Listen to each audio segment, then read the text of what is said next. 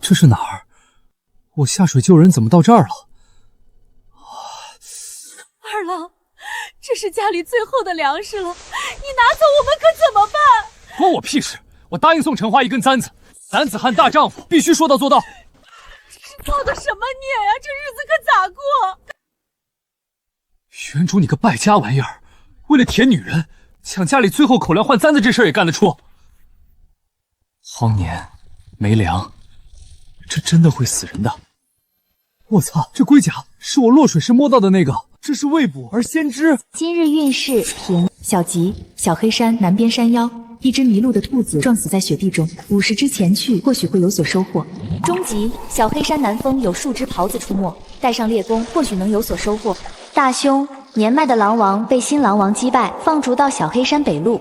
若能取得狼皮，可以大赚一笔，但要小心狼王的攻击。哈哈哈哈！果然是未卜先知，推倒吉凶，有这卜卦手段，荒年也能天天吃肉。撞死的兔子，这是白捡的肉啊！狍子，小黑山还有狍子吗？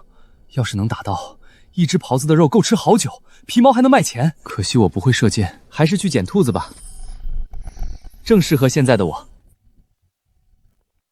二叔，让你去堂屋吃饭。哎，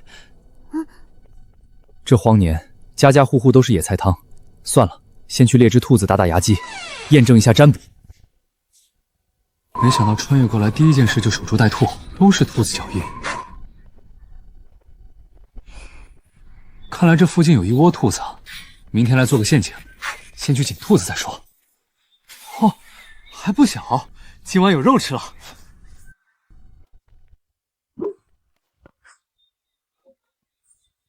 忙活半天就打这点柴，这活真不容易干。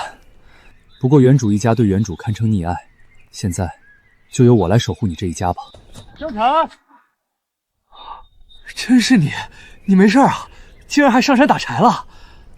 张三坡，这就是原主的狐朋狗友之一，经常哄江池偷家中的财物换酒换肉，他来蹭吃蹭喝。前2天偷了家中口粮买簪子换酒肉，也是他的主意。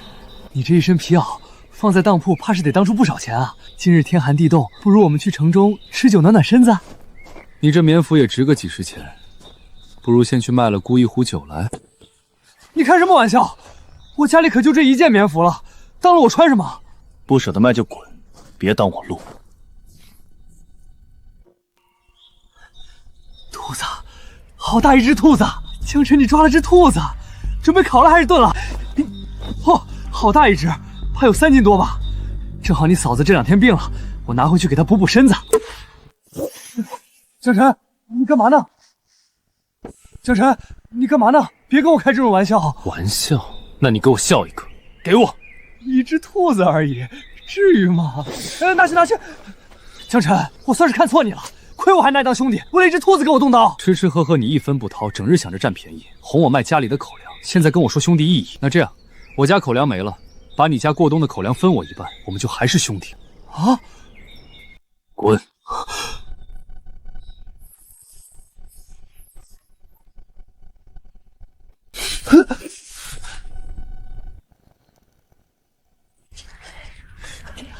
陈大娘，赵叔，打柴回来啊？这小子竟然还活着，怎么没冻死呢？就是卖口粮换酒肉，这是人能做出来的事儿。要是我家的娃，一棍子敲死算了。原神在村里这形象也太差了吧，得扭转乾坤才行。哦，嚯，江家小子，这兔子哪里捡的？就不能是我打的？哼，你当赵叔老瞎了眼啊？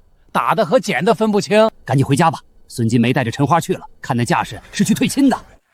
那之前给的定亲礼怕是打水漂了，孙寡妇那性子能把吃进去的肉吐出来。退亲，那是好事，省得我动手赶人了。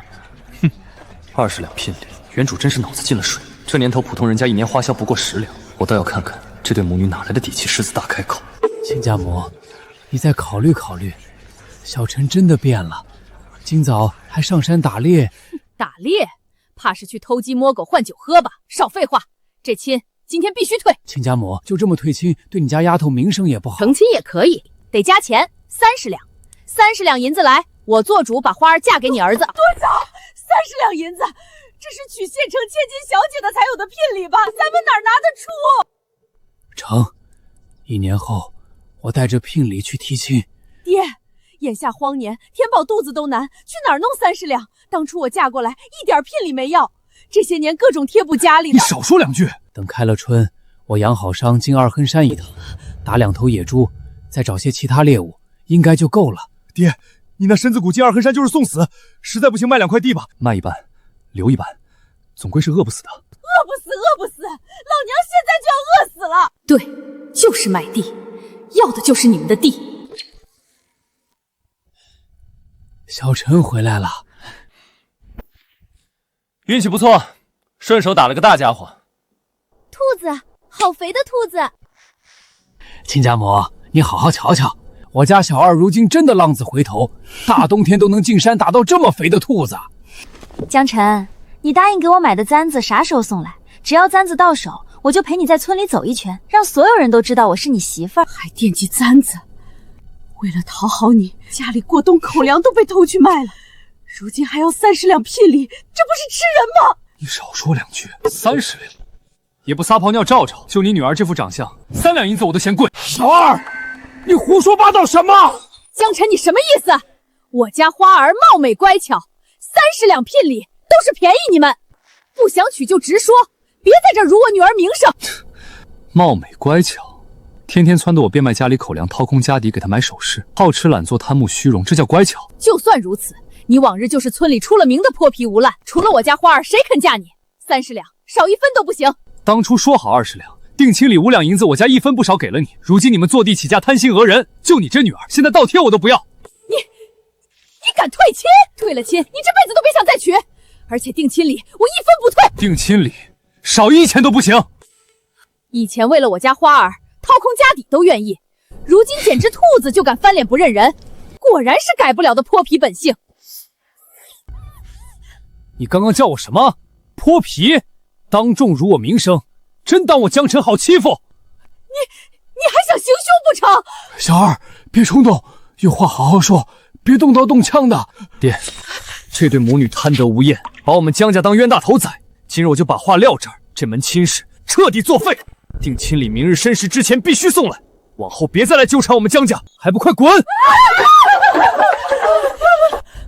小二啊，你把亲事退了是痛快，可往后你的婚事可怎么办才好？爹，您放宽心，我以后天天进山捕猎，换银钱，置家业，好好守护咱们一家人。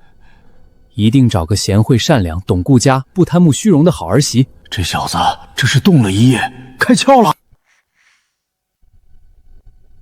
爹娘，我听说二叔打了兔子，在这儿呢。哇，好大一只，晚上可以吃肉喽。吃什么肉？这要拿去换粮的。换啥粮？炖了给爹养养身子。能文和小云也正在长身体呢。这小陈打回来的，他想吃就让他吃吧。成。娘，兔子，什么兔子？好大一只兔子，都怪你！要不是你，狮子大开口，他肯定把那只白兔送给我了。怪我？我这不都是为了你好？先回家，明日一早我就找媒人给你说媒。见到媒人上门，他肯定要跪着来道歉。真的？当然是真的。这次必须60两。来喽来喽，兔子汤来喽！大家快吃吧。好香啊！爷爷先吃。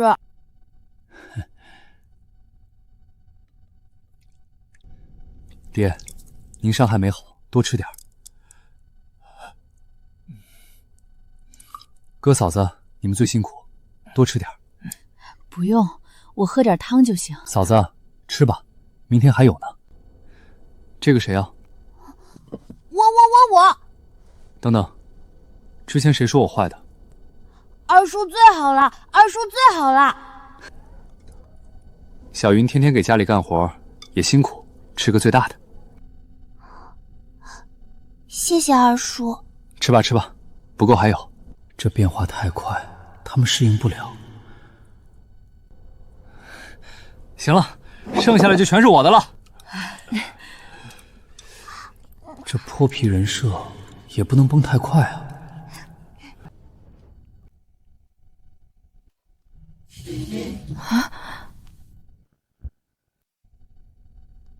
这兔子不如烧鸡好吃。你们谁吃？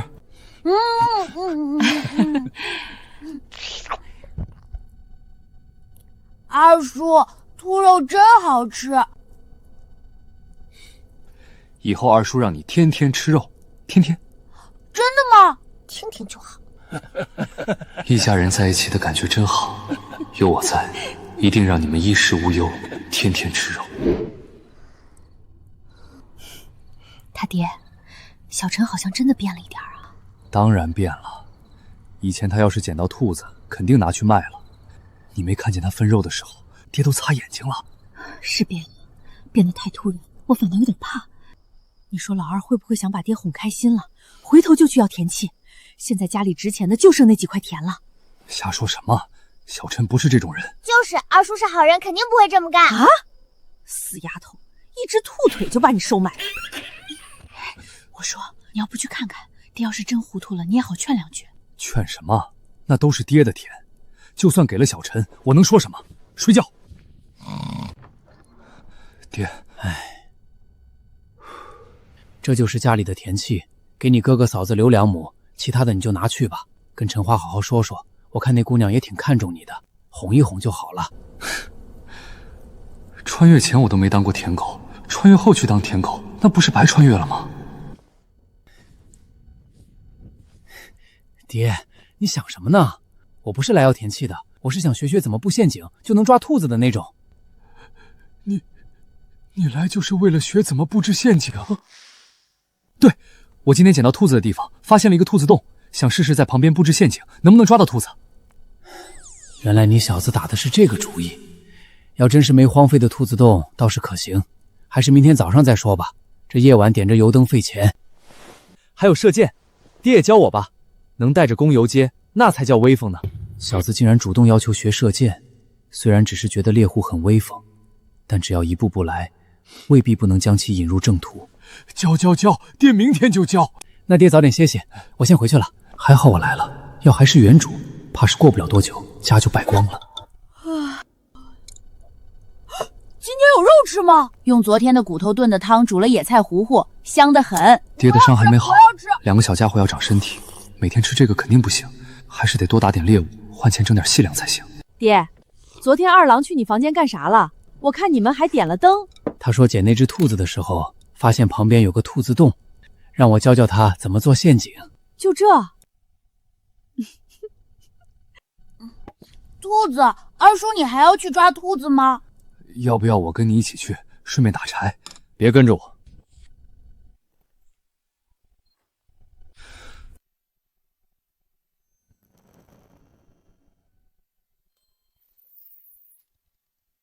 小吉，小黑山脚下，数只山鸡常在逛丛中取暖，傍晚靠近，或许会有所收获。中吉，小黑山南面正有狍子出没，带上猎弓，或许能有收获。大兄，曾经的狼王被迫来到了小黑山北绿，若能取得狼皮，可大赚一笔，但需小心狼王的攻击。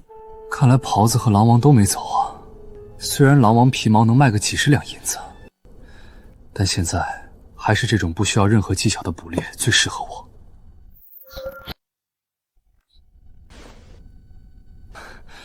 大吉大利，今晚吃鸡。二叔，你是不是要去抓兔子？是。带我去，我也要去，我也能抓兔子。带你们去可以，但必须听话。要是不听话，我立马把你们送回来。好，听话，我们一定听话。小云要不要一起去？我去帮着看着弟弟。我已经6岁了，才不需要你看着。这样就能抓到兔子吗？等着吧，说不定就有兔子钻进去，只要被套住就跑不了了。走，捡点柴，没事的话我们就下山。啊，二叔，我们还没见到兔子呢。明天我带你们来看陷阱，说不定能看到活着的兔子。好吧。早知道抓不到兔子就不来了，捡柴好累。咦，山鸡脚印！哪真的有？二叔，附近会有山鸡吗？嘘，往这边去了，跟我来。二叔，这里有山鸡吗？有毛？山鸡？二叔，这里肯定有山鸡。嘘，山鸡怕冷，现在肯定躲在那堆灌木下面。小云，你去左边，能文，你去右边。等我拨开草丛，你们就上手抓。走。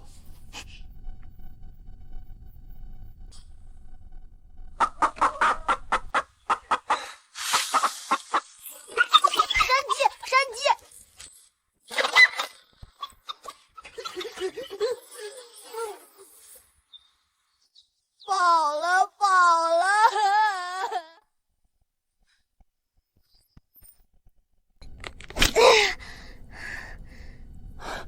小云真厉害。走，回家喝鸡汤。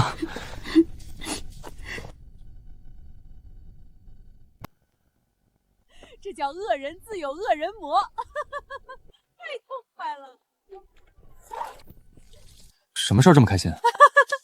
你不知道啊，孙寡妇跟说媒的王婆打起来了。咋回事？今早孙寡妇拽着王媒婆给陈大花说亲，那丫头张口就要30两聘礼，王婆当场怼她，咋不撒泡尿照照自己？孙寡妇反骂你这眼珠子不如痦子，两人扭打成一团。听说王婆走后，孙金梅母女又干了一架，不知谁占了上风。看来他们张口要30两，不是故意攒人，是真觉得自己值这个价。这种人离得越远越好，别扯上半点关系。二郎说的对，这种人碰不得。咋了这是？摔了？男子汉大丈夫摔一跤怕啥？过来，娘给你揉揉。鸡跑了，鸡跑了！什么鸡？山鸡，我抓住了尾巴，结果它一下子飞跑了。真是可惜了，怎么不让你二叔帮着抓？一只山鸡那差不多100文钱了，能换10几斤粟米了。二叔抓了，我也抓了，就他没抓到。二叔快掏出来！你们抓到山鸡了？有4只呢。多少？4只！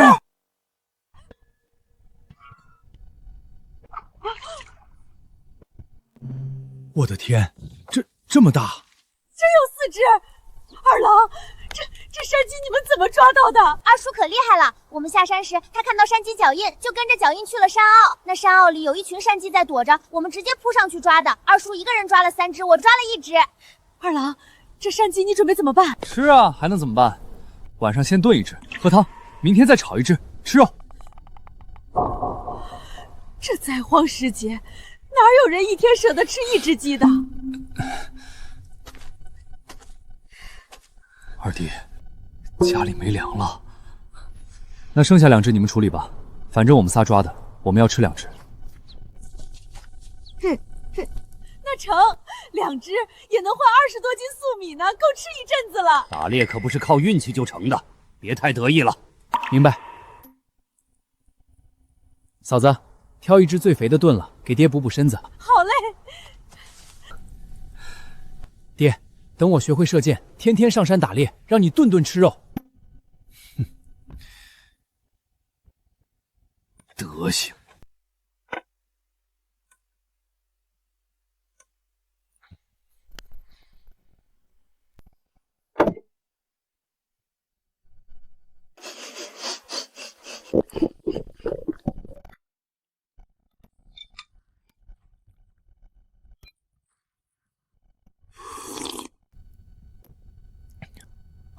好鲜，这怎么做的？就多撒了点盐，没别的。难怪昨天兔子汤没盐味儿，这是马上能换粮，大嫂心里有了底气，多撒了1撮盐。有我在，以后每天都让你们安安心心。好吃，好喝。你1只鸡没抓到，还好意思吃这么多？就你话多，鸡肉还堵不住你的嘴。二叔还夸我了。明天跟我学射箭，学会了我把弓给你。真的吗，爹？你以为射箭那么容易学的？你要是3天打鱼2天晒网，以后别想碰弓了。我保证好好学。连着2天吃肉，以前想都不敢想，我现在感觉身子都轻快多了。你之前还说小陈想骗田气呢。以前小陈那德行，我哪敢信他突然就变了。要是他每天都能抓到山鸡，咱们日子就好过了。听说你家老二把家里口粮都卖了，这你都能忍？就卖点粟米而已。昨天二郎从山上打回来4只山鸡，进城能换不少粮。4只山鸡，昨天是你家炖鸡，我说怎么总闻到肉香，还以为饿昏了头呢。可惜了，1只鸡能换10好几斤粟米呢。本来我也说留着换粮，二郎说爹和2个娃娃正养身体，不能省，就留了2只，今天去换粟米。昨天炖1只，今天再炒1只吃。哦对，前天还打了1只兔子，也炖了。不过要我说，还是鸡肉香。那肯定的，冬天的山鸡都在养膘，肯定又肥又香。我说你这2天气色怎么好？原来天天吃肉啊！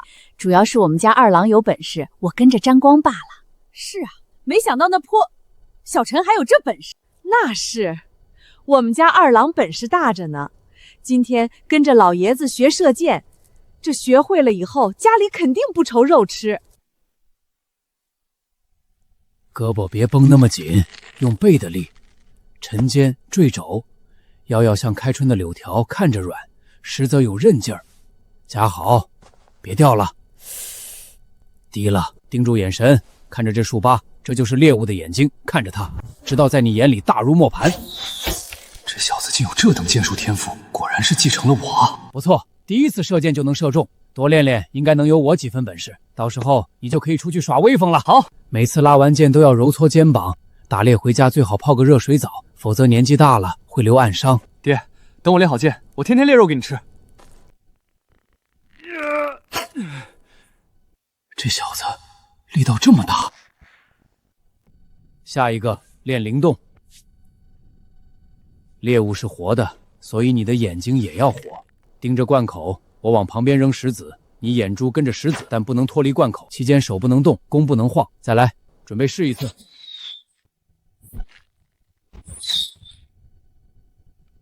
这小子灵动天赋也这么好。这18岁正是视力、瞬时反应最顶尖的年纪，穿越后五感又得到强化，对剑术增益极大，但力道还是差了点儿，才几剑就没力了。还得练，只要增强力道就够了。射艺这一行走得通。你技巧领悟的差不多了，接下来就只剩练了。好。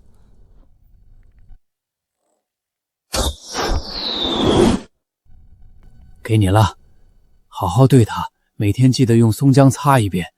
谢谢爹。有了狗票和牛角弓，我也算是个真正的猎户了。爹，二郎，快回来吃饭！娘，今天有肉吗？想什么呢？哪家能天天吃肉？不过今天我用菜根炒了鸡杂，放了点猪油。二郎，另1只鸡明天再吃吧，吃多不消化。想长力气，以后肯定得保证每天吃肉。那明天可得做。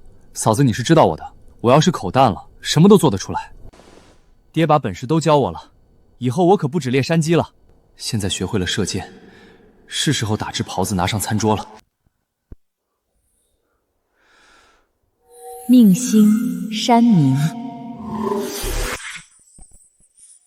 小吉，小黑山山顶，2株5年品天麻成熟，前去或许有所收获。天黑之前，带着鱼叉或渔网前往金石潭，或许能有所收获。中吉，小黑山南面正有狍子出没，带上猎弓，或许能有所收获。大凶，小黑山北路来了1只孤狼，若能取得狼皮，或许能大赚一笔。但孤狼正处于极度饥饿状态，必须小心靠近，否则容易被撕成碎片。看来卜卦的范围应该就是围绕着我的命星了。日后若是身份改变，说不定卜卦的方向也会变。昨天取了天麻卦签，虽然没去摘，但还是和小吉一起出现了。金石潭，鱼肉也是肉啊！快死了，难怪算是小吉。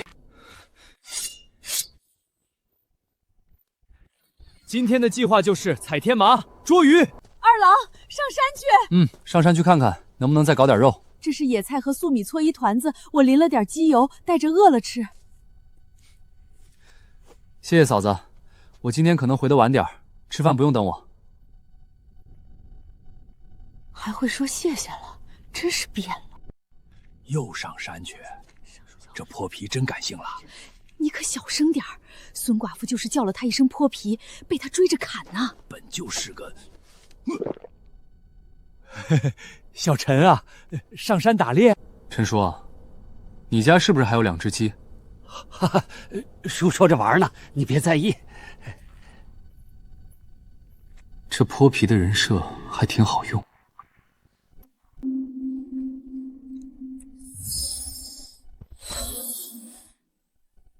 就这儿了。怎么没有？难道藏在石头底下？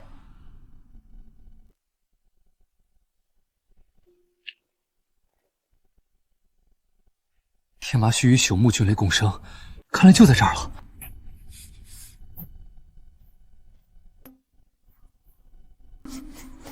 一头带尖牙嘴，另一头有凹陷肚脐，正是天麻，肯定在这儿。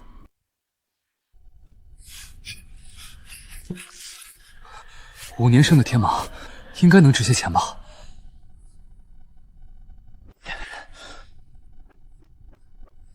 这趟上山不亏。天色还早，先去看看陷阱，再去金石潭。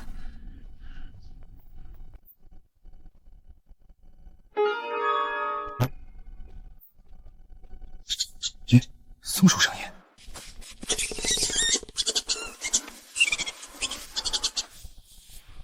这货看着尾巴大，身体也没比老鼠大多少，肉还又酸又涩。看你可怜，放你走吧。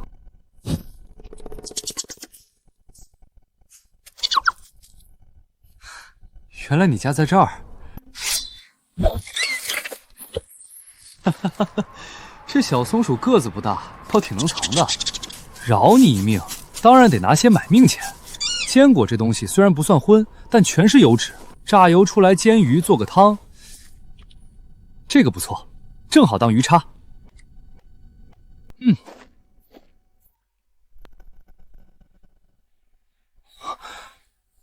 这鱼比挂钱里显示的还大。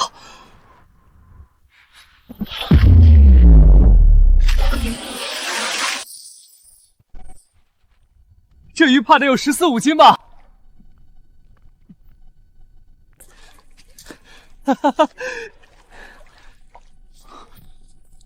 完了，得快点回去了。这天气潭水进了靴子，时间一久，皮肉都能撕下来。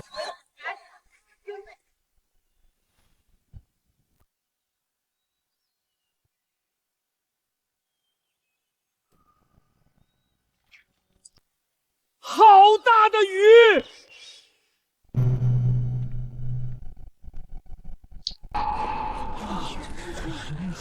这鱼够吃一冬了吧？江二郎，哪儿抓的这么大的鱼啊？潭里。真的假的？金石潭有这么大鱼，我怎么没见过？二郎，乡里乡亲的，说说呗，我们家里都快没吃食了。就在金石潭，我运气好，抓到1条。还有吗？金石潭里什么时候少过鱼？不过能不能抓到，就看本事了。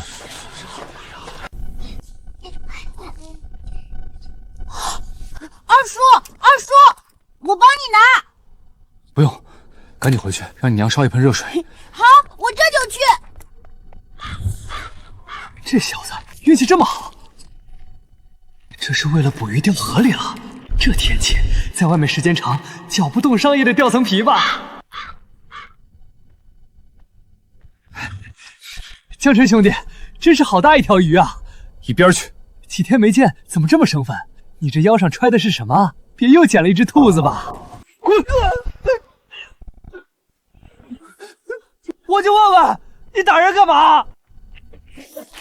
江辰，你有本事了，就不认大叔的兄弟？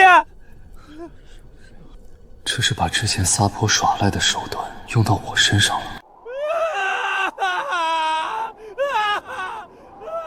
这两人不是关系挺好吗？怎么怎么闹成这样？江家小子要改姓，不想再跟这泼皮扯上关系。这张老三心眼坏得很。江二郎靴子都湿透了，不赶紧回家用热水泡，过会儿该冻伤了。姓张的，你是欺负我们外姓媒人是吧？谁欺负谁？明明是你儿子打我！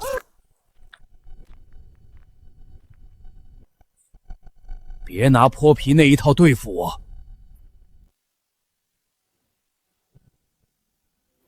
老子是泼皮的祖宗！爹！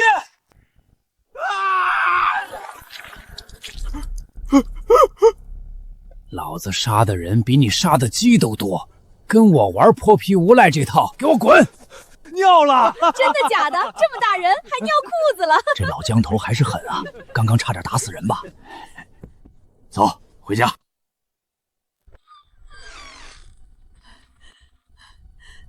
快进来，泡脚。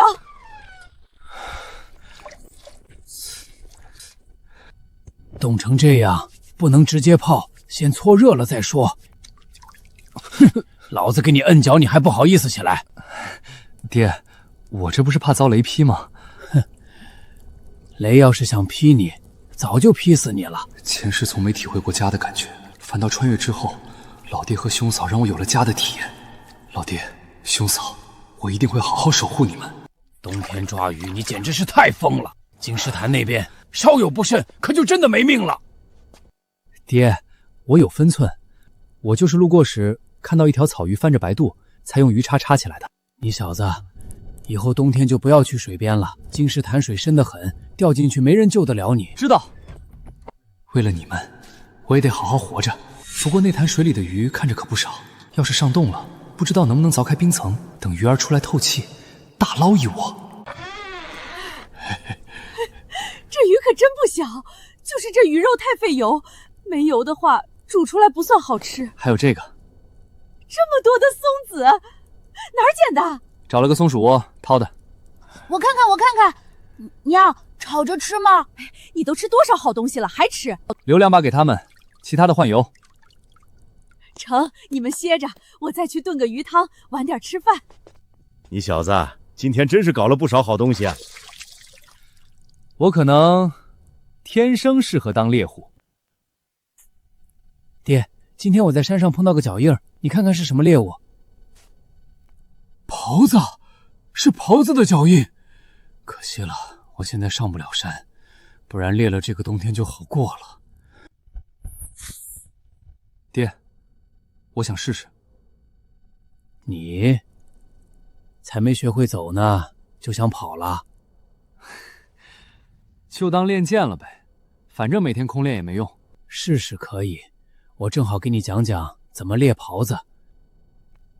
狍子这东西机灵中又透着呆，找对法子确实比其他野兽好打些。吃饭了，今天煮了素米饭，用鱼汤泡饭也不错。那个鸡肉就明天再吃吧，不然吃不过来。听嫂子安排。你记住这些，只要找到狍子踪迹，就有3成希望猎到。重点是剑术，要做到50步内穿过狍子毛皮，就得有足够力量。今晚把你的剑给我，我给你磨磨。好。爹，您多喝点鱼汤，对腿伤好。好好好。二郎，你最辛苦，也多吃点。这金石潭的鱼味道是真不一样。吃得好饱啊！要是有只烧鸡就更好了，不怕撑死。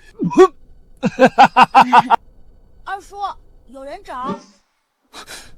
这张三婆没完没了了，昨天丢了面子，现在又上门来找麻烦。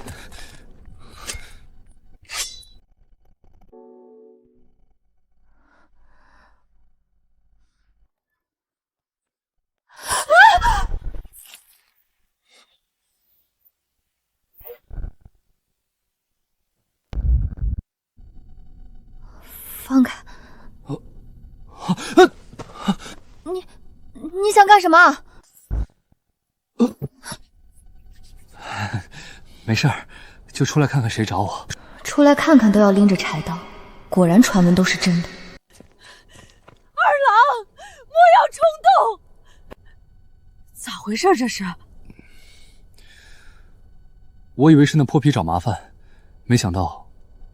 敢问姑娘芳名？沈烟秋。秋叶林燕，研墨作诗，好名字啊！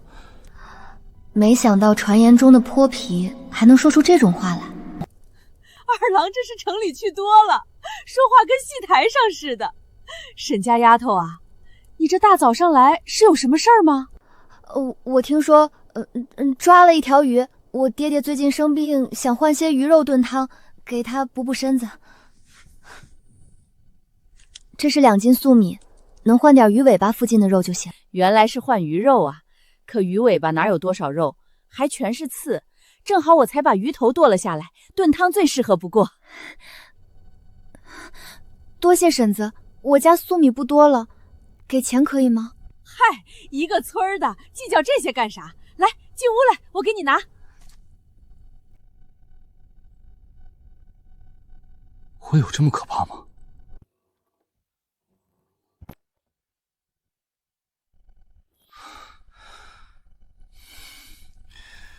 先看看今天卦象再说。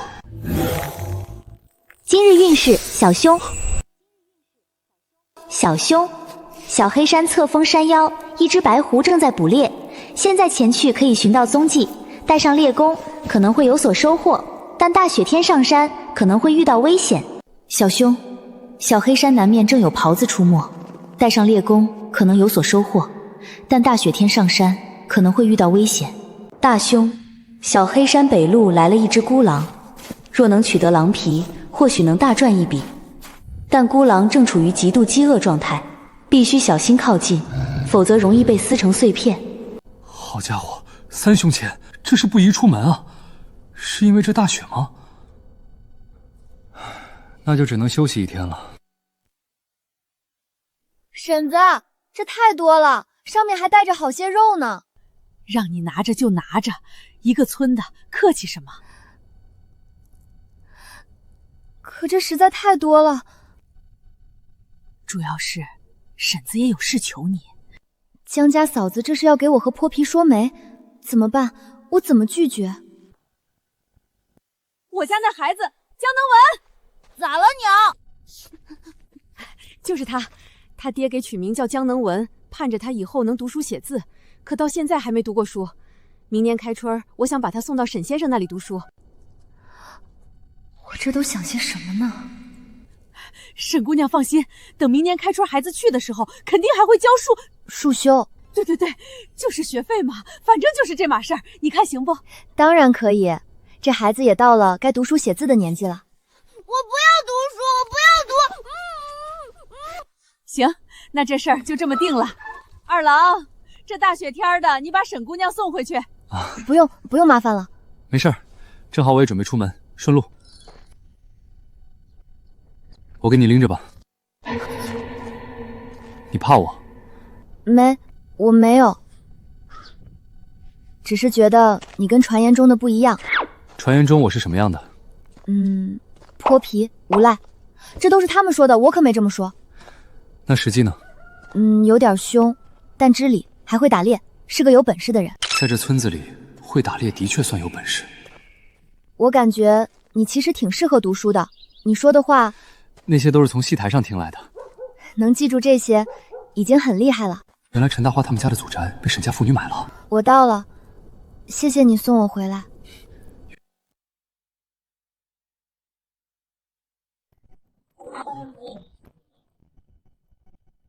爹，您怎么下床了？我只是染了风寒，又不是要死了，总不能天天躺床上。下着雪，你一大早出去做什么？我听说村里有人抓了条大鱼，就拿粟米去换了鱼头和鱼尾，给您炖汤补身子。我身子好得很，哪里需要补？家里的粟米不多了吧？没事的，爹，省省够吃一冬了。秋儿，真是苦了你了。好大的鱼头，这大冬天的，鱼儿不好抓吧？是村里一个叫江晨的猎户在金石潭抓的。江晨，是那个卖光家里过冬口粮的泼皮。爹，您不是常教女儿人言可畏吗？我觉得她跟传言中不一样。秋儿，你可别被他的花言巧语骗了。此类不学无术之徒，最是会哄人了。爹，你想什么呢？我去炖汤，您再歇会儿。爹爹说的也没错，确实挺会哄人的。二郎，那沈家丫头怎么样？什么怎么样？跟嫂子还不好意思。不过啊，虽说她长得俊俏，可她瘦弱了点儿。若真的娶了妻，你可得给她养得白白胖胖的再生娃。这村里人想法这么直白。嫂子，这事儿先往后放放吧，我得去练剑了。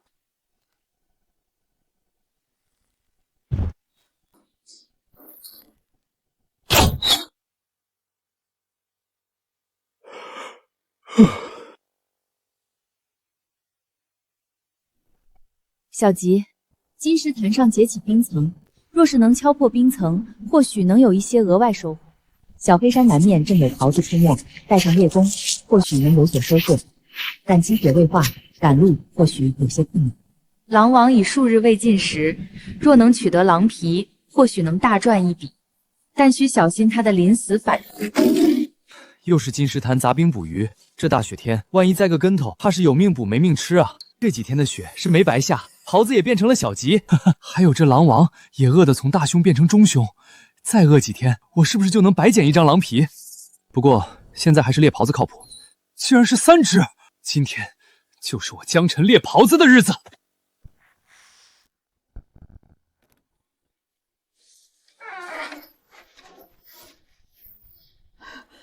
二郎，这雪刚停就上山。我有直觉，今天能猎到好东西。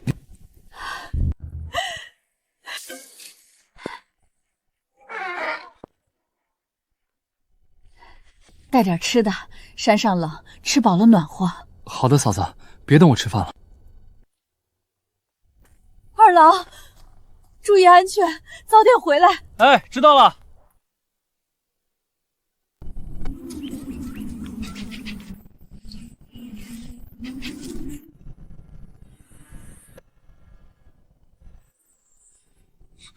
找到了。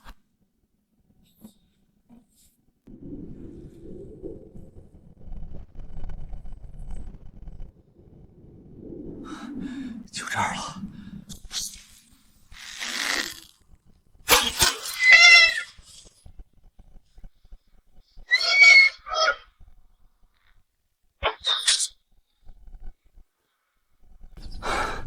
好家伙，这实战跟练习感觉太不一样了。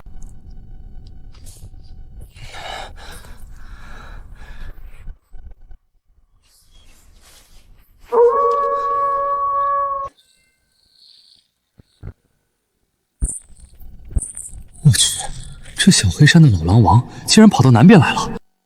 要是找到袍子之前碰上狼王，那我就成他猎物了。妈的，果然老狼比人还贱，得找个时间把他猎了，否则以后哪敢上山。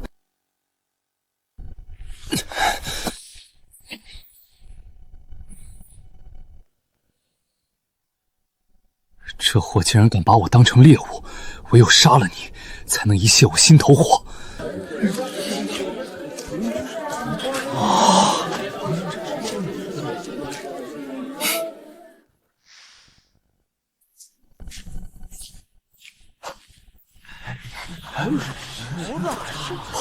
袍子哪儿来的？当然是打的，没看脖子上插着剑吗？小黑山竟然还有袍子，我以为都跑二黑山去了。江二郎真把他爹的本事学去了，越发厉害了。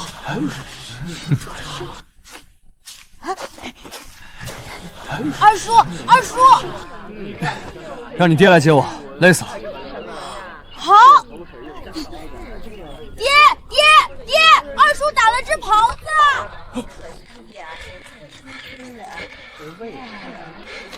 这袍子，你打的？难不成是他自己撞剑上的？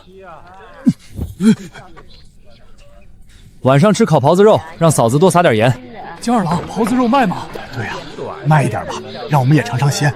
今年都没吃上肉。问我哥，我先看看怎么处理。要是卖肉，一定跟大家说。这江二郎还真有本事啊，竟能打到袍子。这已经几次没走空了吧？其他猎户哪有这手艺？谁进了江家，那真是好福气，以后还不得天天吃肉？看看人家，这大雪天上山都能打到袍子，你呢？我要是碰见，我也能打到。可袍子哪那么好遇见？这小子也是运气好。运气好，他家冬天的肉都吃不完了，还叫运气好，咱家这个冬天都快熬不过去了。明天我也上山看看，能不能找到些野物。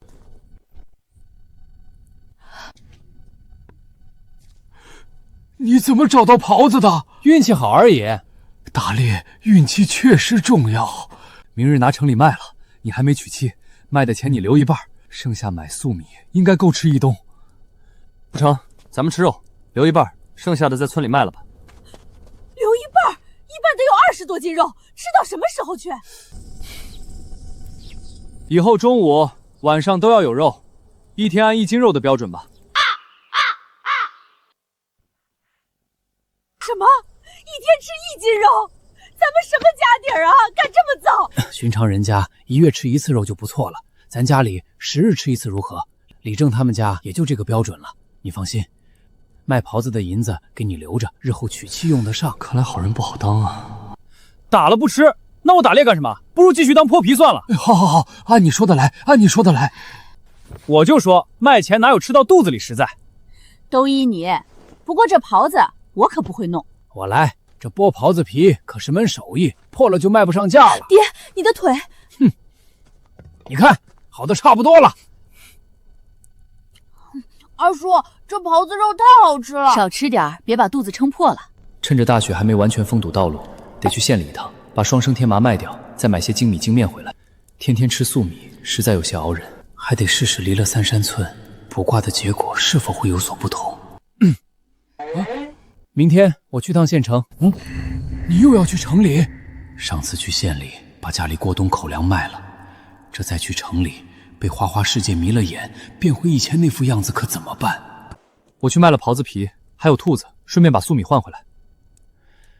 卖皮子去东市的皮货铺，你说是江家的，给的价格公道。对了，哪能借到板车？这么近，要什么车？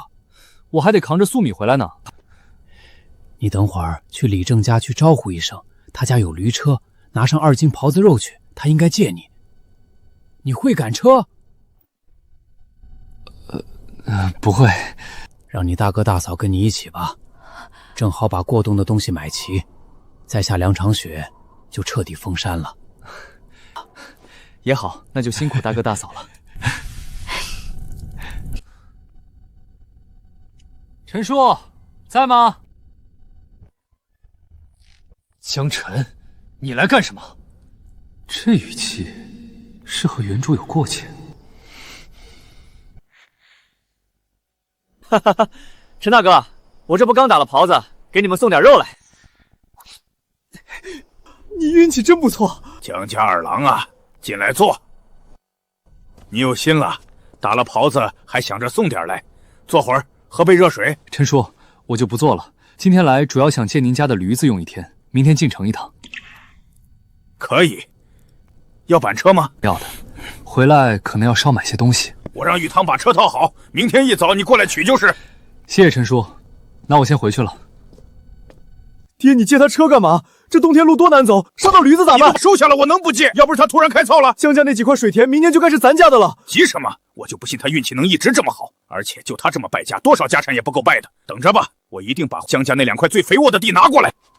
爹，张三婆又上门了，说家里没粮过冬，想支些铜钱，给他拿2斤粟米，别让他再来了。事儿没办成，还好意思耍泼皮无赖那一套，真以为我们好欺负不是？好，我这就去。这是我爹心善，赏你的，以后别来了，我家不欠你的。陈二哥，当初说好的，我让江晨卖了家里的干粮，你们给我1两银子，说好的1两银子。做你的美梦去吧，我们没拿到地，哪有你的银子？你看看江家日子现在过的，整日大鱼大肉，像是要卖田的样子吗？可这也不是我的错呀，我已经做了我能做的。赶紧滚远些！我和爹还跟你好生说话，你要是再纠缠不休，等大哥回来，可就不是这样了。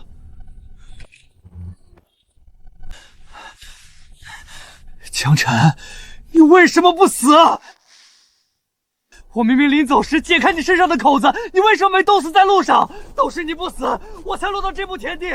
张三坡，他来这儿干嘛？难道是借粮？大哥之前差点来借，连借据都写好了，我穿越过来才没来借。大哥还是太老实，这种地主就等着荒年买田。今年1年，陈家坝是要赚得盆满钵满了。江大哥，袍子肉还有吗？就剩这些了，你应该不要吧？果然还是来晚了。有的有的，家里还留了一半，本来是自家吃的，给你匀出一些来。那我要一斤。二郎怎么样？说好了，明天卯时去拿车，然后进城。好嘞，沈姑娘，要不要二郎送你回去？不用不用，你们准备明天进城，可以带上我吗？我可以给钱。你爹的病还没好，这场雪下来，病又重了，家里的药也快吃完了。行，那就一起吧。那我明天早点过来，谢谢陈哥。我和你婶子去把狍子皮和脚卖了，你带着沈丫头去典当行，之后再去抓药，之后办你自己的事儿。申时之前，咱们就在城门口集合。好，照顾好自己。我们先吃个面再逛。嗯，小二，来2碗面。那我要付钱。好，那我就多谢沈姑娘请我吃面了。您的面。你还真是经常去听戏啊。我哪有钱听戏，只是听别人哼2句而已。这古代的大家闺秀果然不一样，真美。不知在这县城卜卦会不会有什么不同？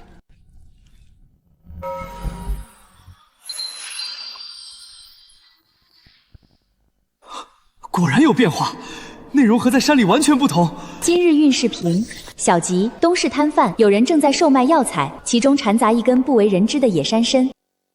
中吉，西市街道，有人正在售卖猎刀，买下之后或许能有一番收获。中凶，花香楼有富家女子落入风尘，若能将其救出，会获得丰厚报酬，但需小心随后而来的报复。不对，一个药材，一个猎刀，怎么还是和山有关？难不成因为我现在的身份是山民，没有口粮的时候卜卦猎物进城了，就是获取有助于狩猎的信息？这救风尘难道也跟山民的身份有关？不过救风尘还是算了，自古以来开青楼的哪个不沾这些黑恶势力？还是保命要紧。江晨，我吃好了。哦，好的，那先去典当行。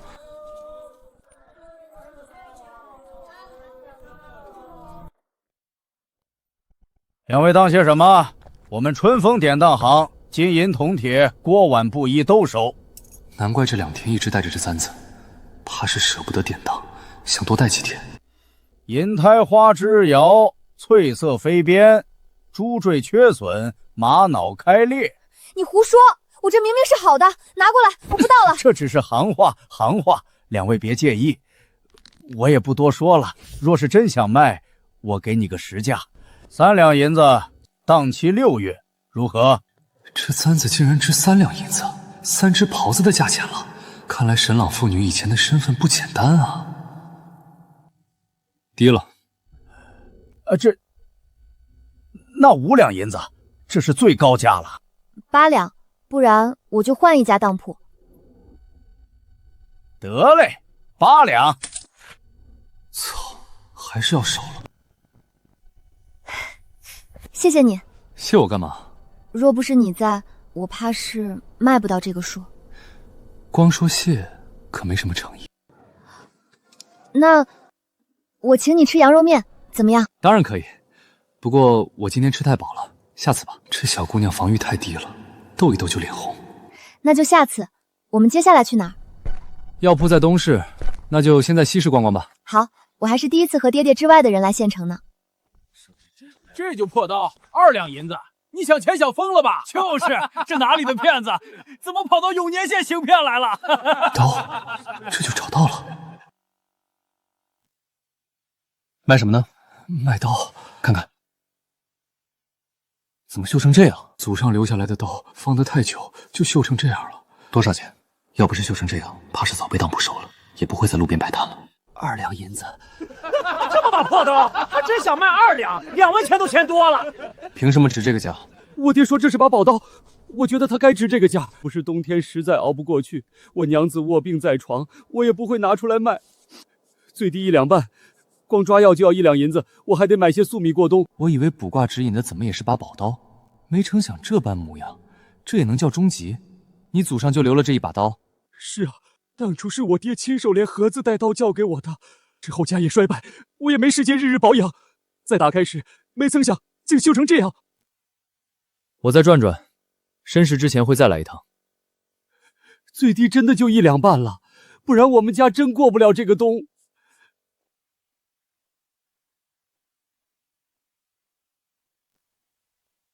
你真想买那把刀吧？有点想买，家传宝刀才1两半银子呢。其实我和爹逃难时遇过类似的事情，那次爹花5两银子买了本古书，回家才发现是做旧的。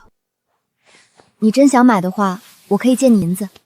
多谢沈姑娘好意，不过钱的事儿，山人自有妙计。骗人！你不信？你说话跟戏本上似的，肯定天天逛戏楼。其实只是偶尔。你没去过戏楼？没有，爹不让我去那种地方，我只看过戏本。这样啊，先买东西，买完带你去看戏。可爹说戏楼很乱。有我呢。走，先买东西。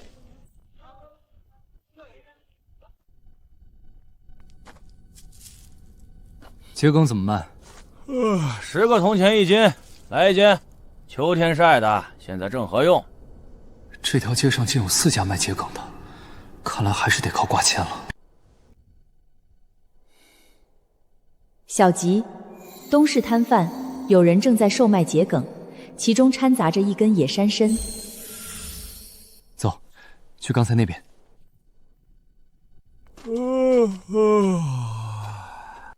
果然，野山参就在这儿。老板，桔梗怎么卖？又是你，到底买不买？不买别耽误事儿。我这不是货比3家吗？别家都卖10文1斤。那你去买别家的，我家的12文1斤，不还价。还是你家的品相看着好，称1斤吧。算你小子有眼光，自己挑，保准比别家的药效足。这桔梗明明没刚才那家品相好，还贵2文，你怎么偏买这家的？江叔染了风寒吗？你买桔梗做什么？家里没人生病，你认的药材。看过些医书，桔梗能利5脏肠胃，补血气，除寒疮风痹，温中消。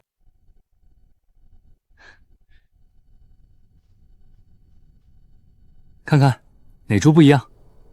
什么不一样？不都是桔梗？这是野山参，你怎么认出来的？就摆在那儿啊，你能认出来，我怎么会认不出？我可是从小在山里长大的，现在信我能挣到买刀的钱了吧？信了，看来那些说你不学无术的传言都是假的。不容易啊，终于要摆脱原主的泼皮人设了。不过无赖好色大概是真的。我必须严正声明，这才是最大的以讹传讹。现在去药铺。掌柜，抓药。要几日的？10日。8000银子或者900大钱。掌柜，收药材吗？什么药材？仙货天麻，还是一株双生？你运气不错啊！既然掌柜也觉得稀罕，就给个实在价吧。这小子肯定还有别的药材没拿出来，若是价钱给的不妥，怕是不会卖给自己了。天麻这种滋补药，转手就能赚1倍，可不能让别家药铺收去。5年生的天麻，若是单株，可算5000银子。双生虽是吉兆，药效却无差，但讨个吉利，我给你1两5钱，如何？掌柜厚道。那你身上那株也拿出来一起看看吧。这老头可比前世的领导好拿捏多了。可惜了，采摘的太早，年份不到3年，晾晒时又没上新，根须掉了大半，品相太差。还请掌柜开个价，搁在我手里也是糟蹋了。2两5钱银子，如何？这品相，这价已是顶高了，全当是结个善缘。日后你在山上再采到草药，尽管送到我这儿来就是。这品相破损的野山参竟能卖2两5钱，果然是花花轿子人抬人。掌柜这么说，那我也不往上叫了，按您说的给就是。一共4两银子。有这4两银子，买精米精面够吃一阵子了。这家伙这么点时间赚了4两银子，居然这么平静。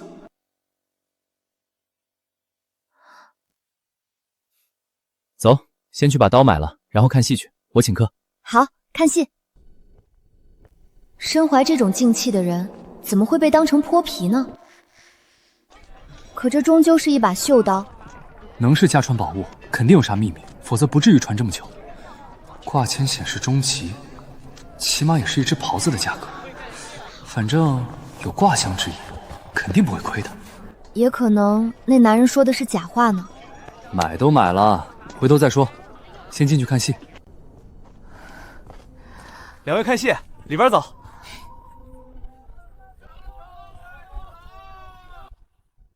唱的哪一出？京中谱第4潘斩奸相。两位坐哪儿？散座也有茶有水，一人10个子。前桌位置，茶水瓜果随意吃，100铜钱一个人。前桌。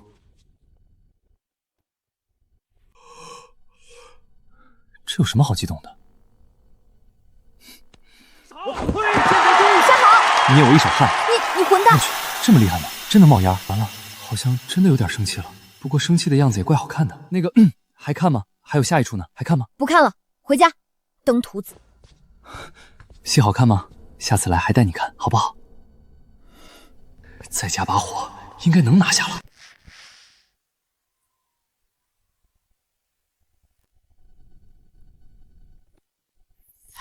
沈姑娘，怎么买了这么多粮食？有一半是我买的，不是说好粮食我来买吗？你买这么多做什么？你买的是粟米，我添了点精粮。这么点路还花钱雇人，败家子儿，真是败家子儿啊！这不年不节的，谁家吃这么多精米精面？哥，你说啥？总比去买酒肉一顿吃光要好。也是，袍子皮和脚都被我卖了，你哪来的钱？之前在山上采了些药材，拿去药铺卖了，正好购买这些。药材啊，这大冬天药材可没那么好挖的。最近二郎的运气的确不错，这是剩下的钱，你收着。下次进城再买些其他的。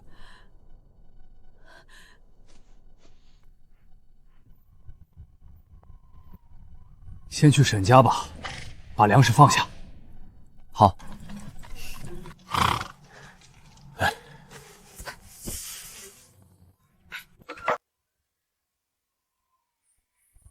爹爹，燕秋，回来了。这几位是？这是江家大嫂，这是江大哥、江二哥。今天多亏了他们，我才能把粮食和药买回来。江晨，哪些是我家的？爹，这2袋是咱家的。燕秋，放哪儿？储物在左手边。老邓，我驴车停你门口应该安全吧？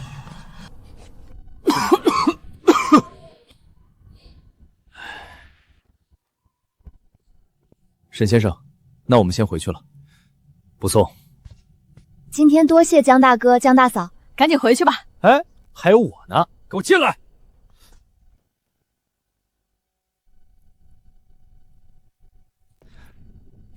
沈先生好像不太喜欢小陈啊。二郎之前的名声，哪家会喜欢？哼！再说沈先生心高气傲，二郎要是想娶沈家姑娘，怕是难得很。大哥嫂子，你们就别操心这事儿了。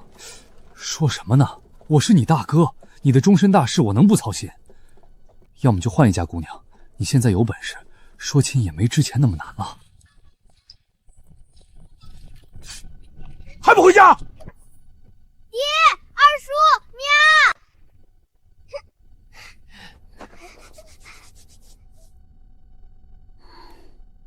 赶紧回去吃饭。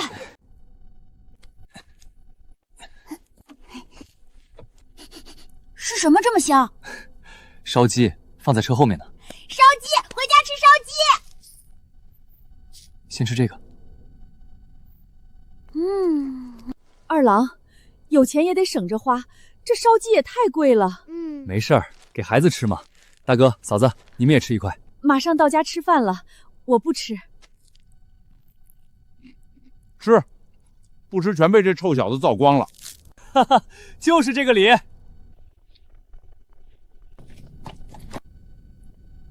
我们回来了，怎么买了这么多？还有精米，一张袍子皮能换这么多东西。二叔，烧鸡！你哪儿来这么多钱？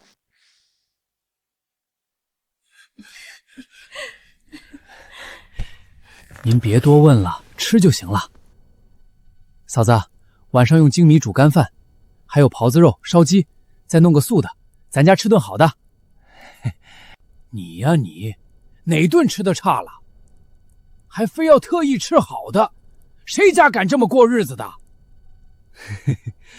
总有更好的嘛。嫂子，辛苦你了。辛苦啥？我这就做饭。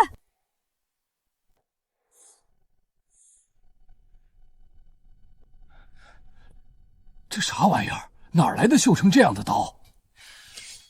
宝贝，好你个头！当我没见过猎刀？这刀都锈成这样了，再好也成废物了。你是不是在县城被人骗了？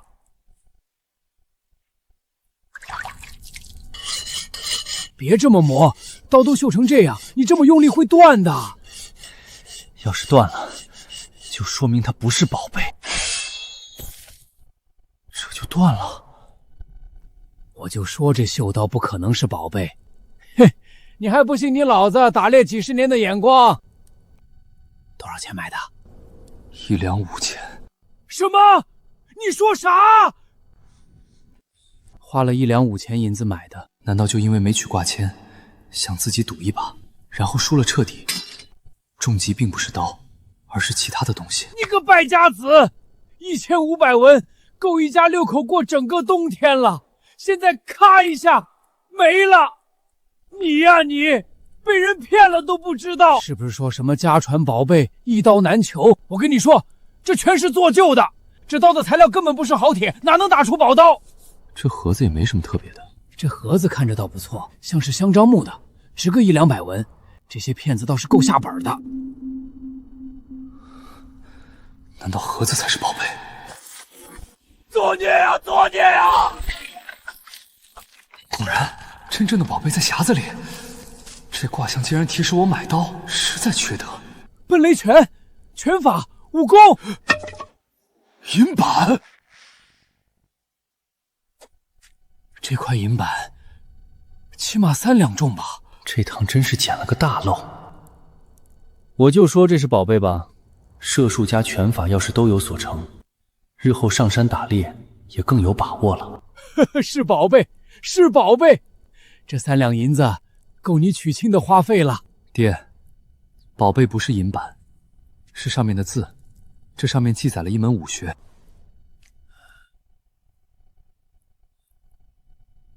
奔雷，跟我进屋。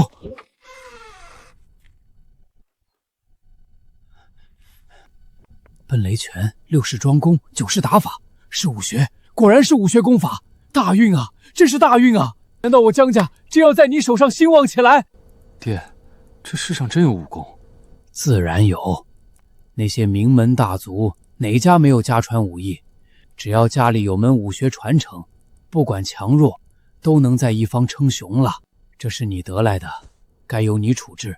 用得好，你这一脉肯定能发扬光大。爹，你说什么呢？我打算把功法拿出来，让大哥能文都练练，你也练，总能强身健体不是？你愿意拿出来？其实我那天差点冻死，醒了才觉得以前活得荒唐，总想着弥补一些。小陈，你真变了啊！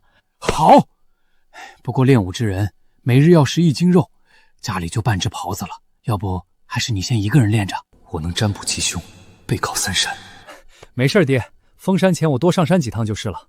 只要经常上山，就能猎到足够的猎物。修行这气血武道肯定不是问题。还是先紧着你一人修行。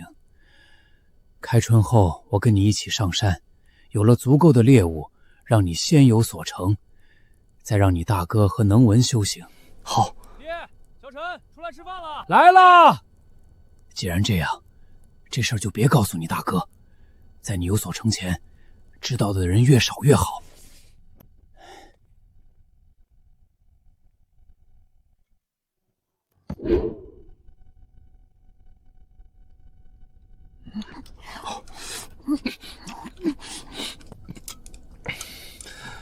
啊，好撑！二叔，烧鸡太好吃了。子跟做梦一样。燕秋，这段时间苦了你了。不过总有一天我们会回去的。都这样了，真的能回去吗？所以你千万别被那泼皮骗了，你们不是一路人，知道吗？爹，我都说了跟他没什么，你别瞎想了。这样最好，以后你跟他少来往就是。我吃饱了，给你煎药去。双脚与肩同宽，脚尖稍外撇，屈膝沉胯，如坐高凳，脊柱挺直，双手放到胸前。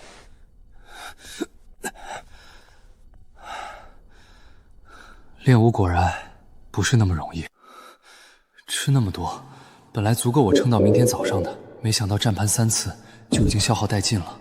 不过这也不是正说明我练的是对的。睡觉，明天继续。昨天练了一晚，居然一点不酸痛。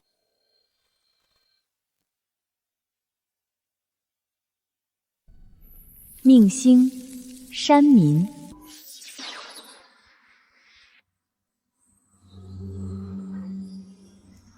小吉，金石坛上结起冰层，若是能敲破冰层，或许能有一些额外收获。小吉，小黑山东面山腰处，一只狐狸正在觅食，沿着脚印寻找，或许可以有所收获。大凶，狼王被驱逐到小黑山，取得狼皮必能大赚一笔，但他已经饱餐一顿，精力充沛，若没有足够的把握，小心接近。果然啊，吃饱的狼王变得更危险了。不过一只小袍子也不够他支撑多久，等他虚弱时再准备猎杀。金石坛现在冰应该很厚了，等有凿冰工具再说。不过这个狐狸很不错，要是白脸狐皮，今日的目标就是猎狐了。我操，白狐，而且没什么杂色，这不得7、8两银子？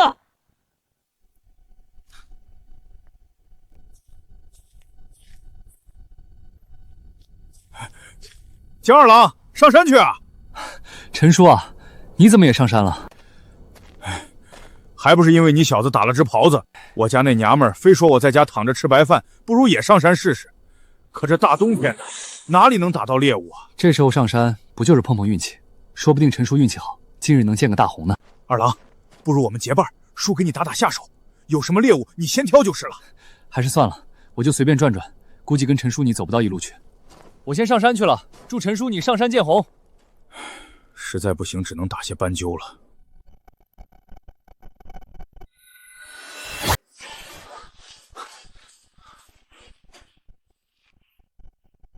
就这儿了。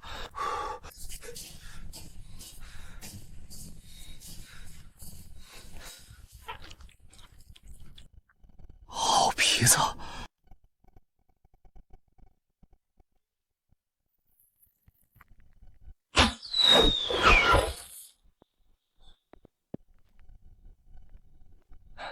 得赶紧下山，趁体温未散，赶紧剥皮。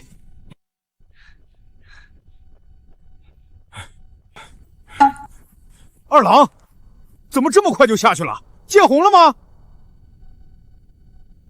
你猎到一只白脸儿，今天运气不错。二郎真是有本事了，你这打猎的本事比你爹也丝毫不差了。陈叔，你说笑了，我就是运气好，比我爹还差远了。陈叔，顾叔，我就不多说了，得赶紧回去剥皮，否则凉了就不好弄了。好，那赶紧下去，有时间到我家来玩啊！我让你婶子做桌菜，好好招待你。好，这小子运气还真是好，这么半天就猎到一只白脸儿。那皮毛拿到城里，恐怕能卖上5、6两银子吧？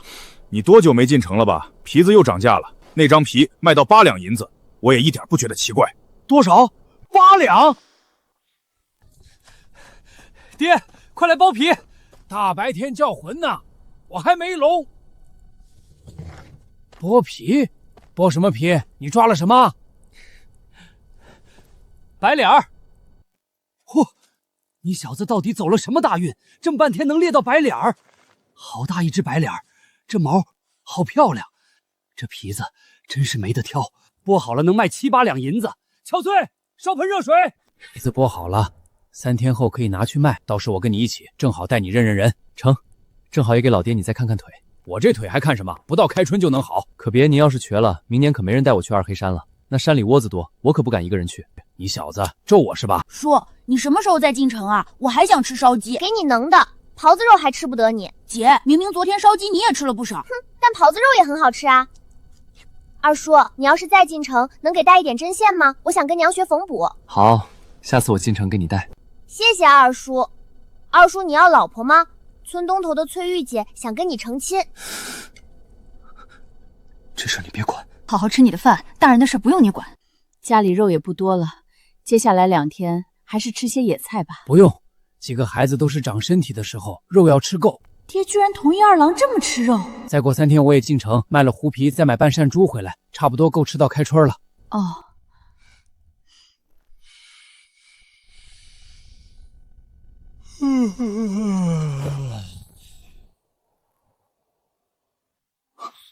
训练虽然辛苦，但气力的确有增长，肌肉也有线条了。看看今天卦象，当前命星山民，今日运势小吉。小吉，金石坛上结起冰层，若是能敲破冰层，或许能有一些额外收获。小吉，小黑山上一棵松树被风雪压倒，拖回来是不错的木材。小吉，小黑山谷中数株黄金干货藏于腐叶下，前去或许有些收获。咦，狼王呢？难道离开了，不在小黑山？血亏啊！一张狼皮20-30两银子呢。希望还能回来。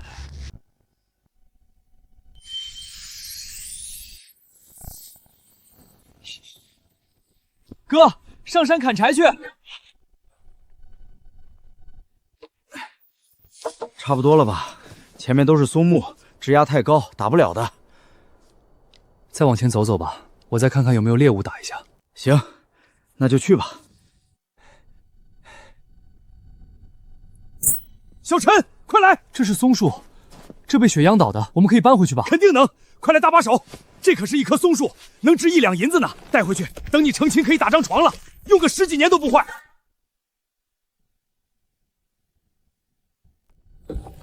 这怎么过去？从河面走呗。这冰应该差不多够厚了。要不把松树放冰上，我们在桥上拉。你怎么越来越胆小了？这不是上次挨了冻，有点怕。那成，不过这绳子不够，我回家拿2节麻绳，还得再找2个人帮忙。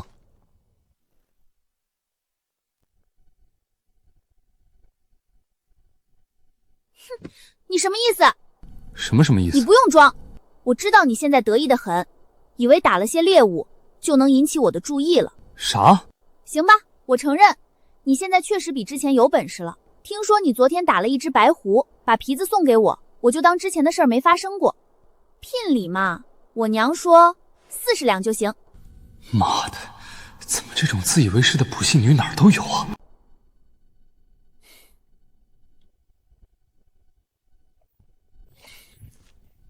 一边去，我还有事。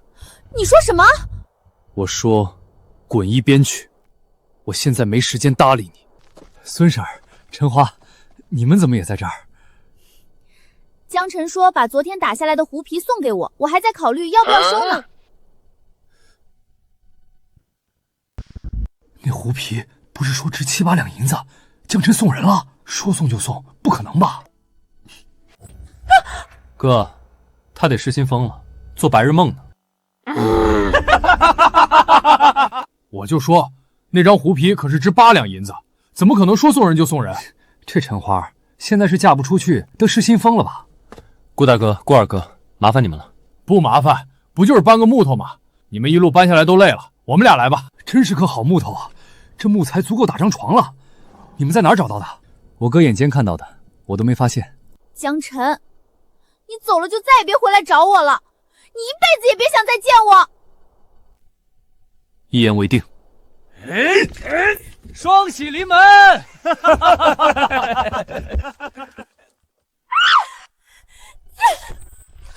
我都说了让你态度好点，态度好点，你怎么又把人气走了？你还说，要不是你妈江晨50两聘礼，我们明年就要成亲了。叫他泼皮，那能算骂吗？他本来就是。你还说，我撕了你的嘴！你疯了！我可是你娘！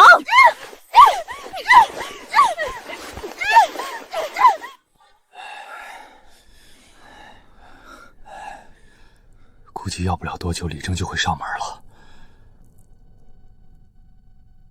怕什么？反正断茶在这儿呢。那我们就先回去了。别，等会儿，拿3斤粟米回去。不用不用，就这么一小段路。这木头可不轻，要不是你们俩，我还拉不回来呢。下次有什么活再叫我们。我们兄弟俩别的没有，就是有把子力气。好。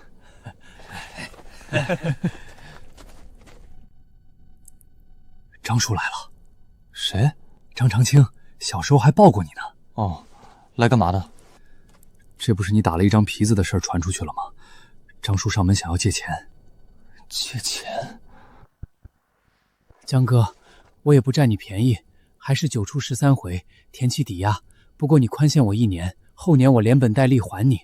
江老哥，你要是不帮我，我们家是真过不去了。那行，等卖了皮子，我借你1两银子。不过这事儿你别往外说，我也不想挣这份钱。好，那就这么说定了。真是好一棵松木啊！你们费了不少力气拖回来吧？我就看看松木，不是砍的就成。不早了，我就回去了。李正慢走。爹，张叔之前也帮过我们家，就借1两银子，你有什么叹气的？你懂什么？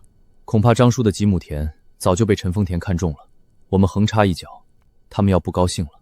啊，都一个村的，不至于吧？不至于。你以为陈家100多亩田哪里来的？能当地主的就没有好人。张三坡死没？没死让他过来见我。好，爹，我这就去找。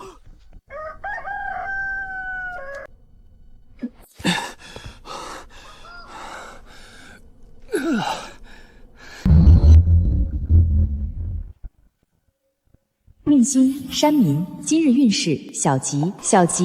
金石坛上冰层渐厚，若能敲破冰层，或许能捕到不少鱼。小吉，小黑山北面无名谷中有2只长尾雉鸡正在活动。中凶，狼王伤势加重，食物耗尽，带上猎弓前去捕猎，或许能收获狼皮，但要小心狼王的反扑。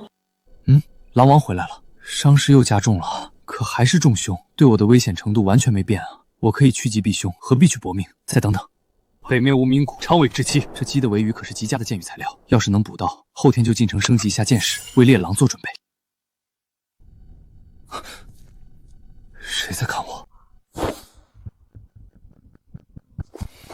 居然跟我跟到这里，我倒要看看到底是谁。奇怪，江晨去哪儿了？这张三坡一而再再而三，还真以为自己没脾气。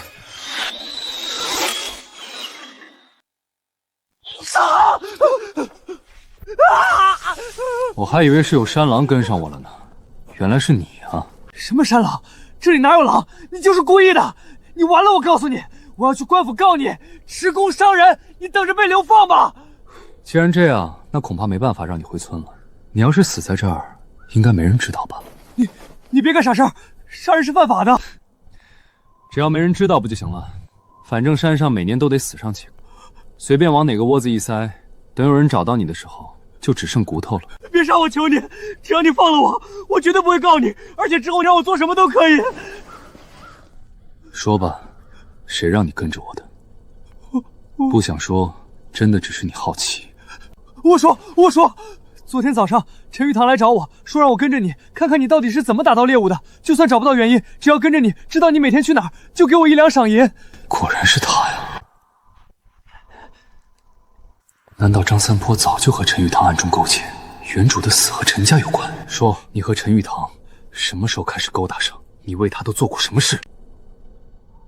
最后一次机会，你要是消耗我的耐心，或者骗我，我不介意现在就杀了你。我说，秋收之后，陈玉堂听说你家里收成不好，就找上我了，说只要能哄你败家，让你们家过不去这个冬天，他们就给我1两赏银。本来你把口粮卖了，我就能拿到钱了，快带我回村，不然我真的要死了。原来如此，从始至终都是陈丰田在背后谋划，这陈家还真是为了兼并土地，无所不用其极啊！江晨，快救我！等回了村子，我还能给你作证，让陈丰田去坐牢。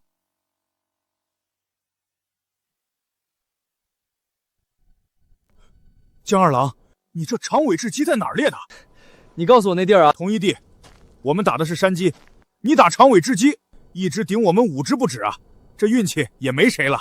这得多谢陈叔，有时间来家里吃饭。早知道我们就不该说山鸡的位置。知不知道什么叫气运？信不信就算我们去了，也找不到长尾之鸡。爹，张三坡的婆娘找上门来了。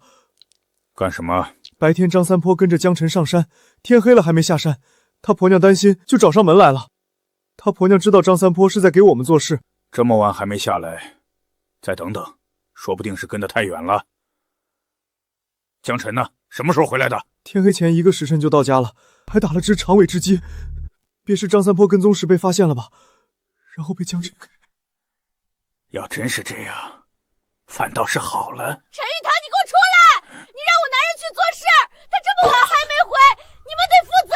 这个张三坡怎么什么都说？我都说过了，让他把嘴闭紧。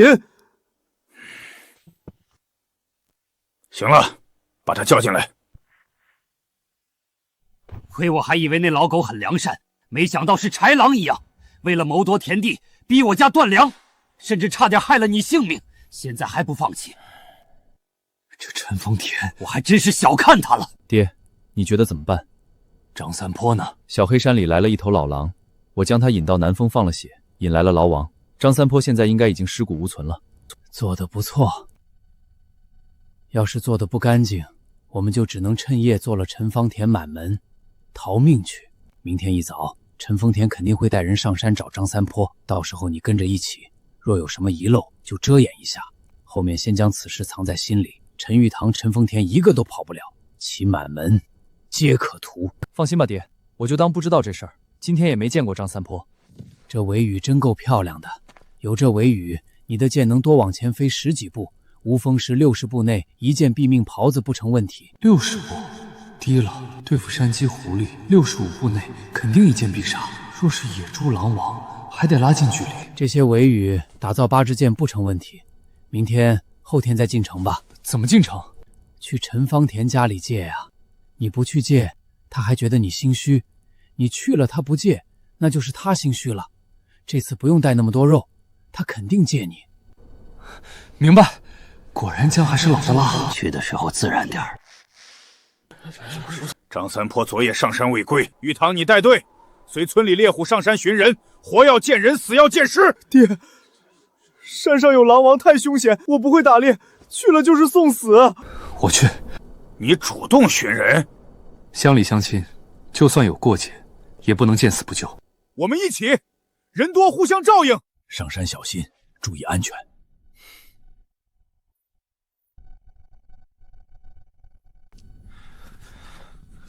江晨，你真见过牛仔大的狼王？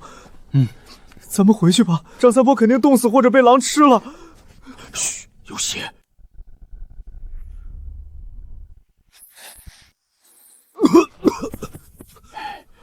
回村吧，跟李正说，人找着了。三婆，你怎么这么狠心，丢下我一个人？是你对不对？是你杀了三婆！嫂子，这是什么话？我和三婆这2天虽然有些嫌隙，可怎么也是结义兄弟，有什么理由害他？再说，人是狼王咬死的，大家都看见了。就是你，因为……赶紧来2个人，给他灌2碗凉水，别悲喜过度，得了失心疯。嫂子别急，这仇我一定替义兄报了。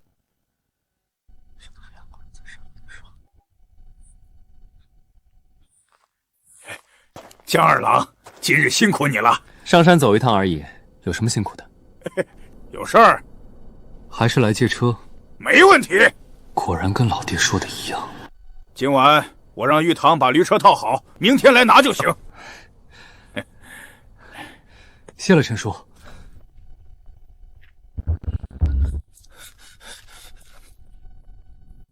爹，他又来干什么？借车，去城里卖那张狐皮。运气真好，那之后怎么办？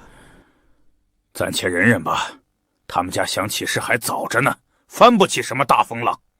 三山村容不下2个地主。村里发生什么事儿了？今天怎么闹出这么大动静？听说是小黑山来了头狼王，这个冬天可能会闹狼灾。李正号召村里的壮丁把巨马搬出来，提前防备呢。狼灾啊，还真是哪里都不得安宁。你最近就别出门了，过完这个冬天，我们去县城租房。这里住的挺好的，为何要搬走？爹，我去看看。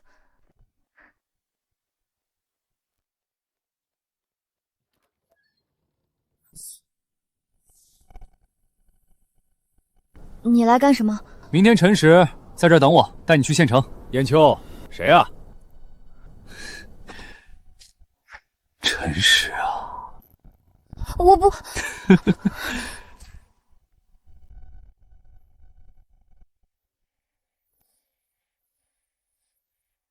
怎么没人？是村里的孩子捣乱，我一开门就跑了。那赶紧进来，外边风大。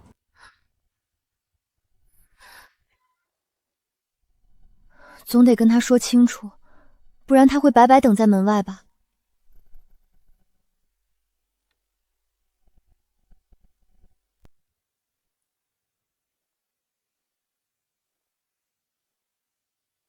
之前没发现，这泼皮长得倒不输京城那些翩翩公子。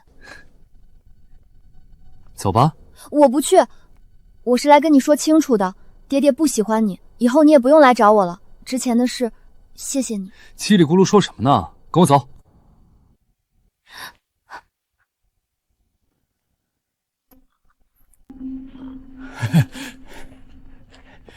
这是沈家丫头吧？快上车坐着。放开！爹，你腿还没好透，要不还是让大哥来吧。什么没好透？早就利索了。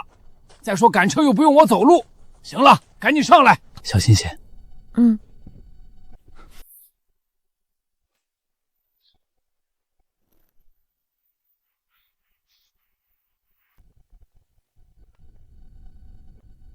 江老头又打到什么好东西了？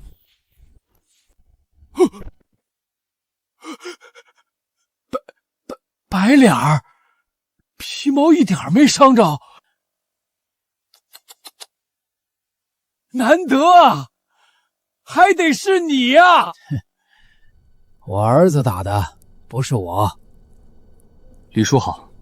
不错不错，一看就是拉弓的好手。以后打到东西，先往我这儿送，保准给你实在价。多谢李叔，下次我肯定过来。别说以后了，这皮子你先给个实在价。这包皮的手艺，永年县你称第二，怕是没人敢称第一了。今天皮子行情涨了，这张卖到9两是常价，碰上个舍得的主，给10两也可能。那你是舍得还是不舍？哈哈哈哈！你这么久才来一次，我还能坑你不成？10两5钱，这价格够良心了吧？一张袍子皮才卖不到半两银子，这狐皮竟然可以卖出10两多的高价。行，那就这价。得嘞，我这就给你取银子。下次再有好皮子，往我这儿送就是了，保准整个皮是我给的价最高。好的，李叔。把你的剑给我，我去重铸剑时，你带燕秋在县城逛逛。爹，记得买冰签凿子。知道了，走吧走吧。这沈朗心比天高，得多攒些聘礼才行。看来明年开春还是得去二黑山啊。你别，9两银子，正好够赎回簪子。走，带你去个地方。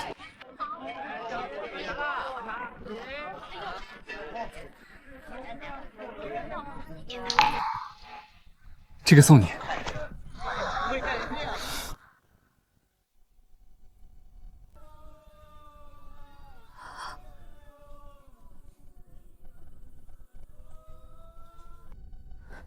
这太贵重了，我不能收。这本来就是你的。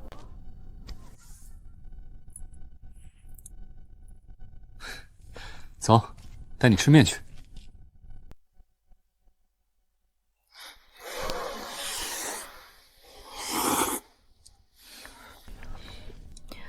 我爹他不可能让你别再想这事儿了。老邓啊，老登，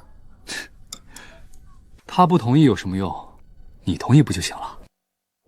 父母之命，媒妁之言，哪能由着我们自己说了算？这么说，你同意嫁我？我可没说。放心，老登那边我去说通，你等着就是。快吃吧，吃完带你去逛街。命星山民，今日运势平。平东市街道有人售卖幼兽香配方，购得后或对捕猎有注意。小吉武馆主红河太之女洪青言于永年县失踪，正委托聚乐楼搜寻，若能获得线索，可去聚乐楼兑换适配奖励。中凶花香楼有富家女子落入风尘，若将其救出，报酬丰厚，但需小心后续报复。居然有幼兽香配方，只是这个显示屏看来价格不便宜，但若能购得配方，也是桩不错的生意。我吃好了。走，逛街去。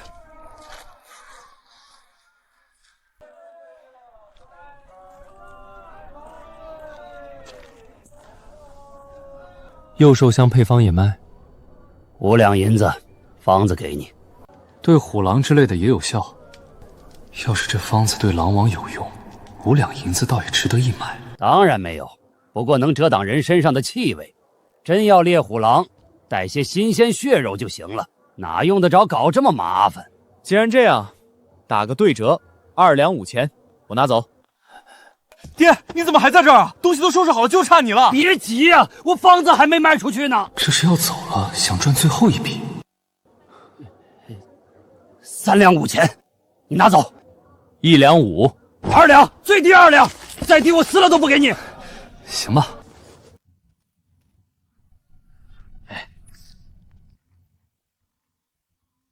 你怎么总能碰见这种事儿？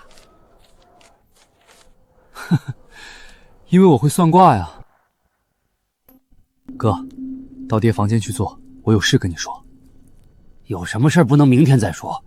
这费灯油呢。是大事儿，你进来就是了。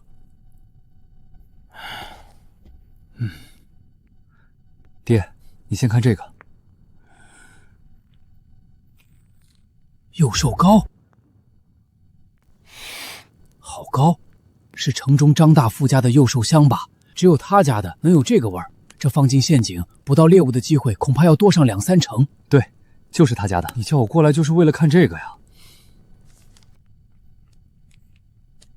这是治这种幼兽膏的方子。什么？你哪来的方子？不是被骗了吧？真的，那张大富要搬去郡城，他儿子好像也发迹了，可能是卖了方子想赚最后一笔。你花了多少钱买的？2两。2两，二弟呀，钱不是这么花的啊！你打到狐皮是有本事，但也得有3分运气。你懂什么？我也没说错呀。你知道张大富靠什么发家吗？就是这张方子。要是真的，2两银子绝对是我们捡了大便宜了。爹，你的意思是治幼兽香卖？永年县的村落都临近大山，你知道有多少猎户吗？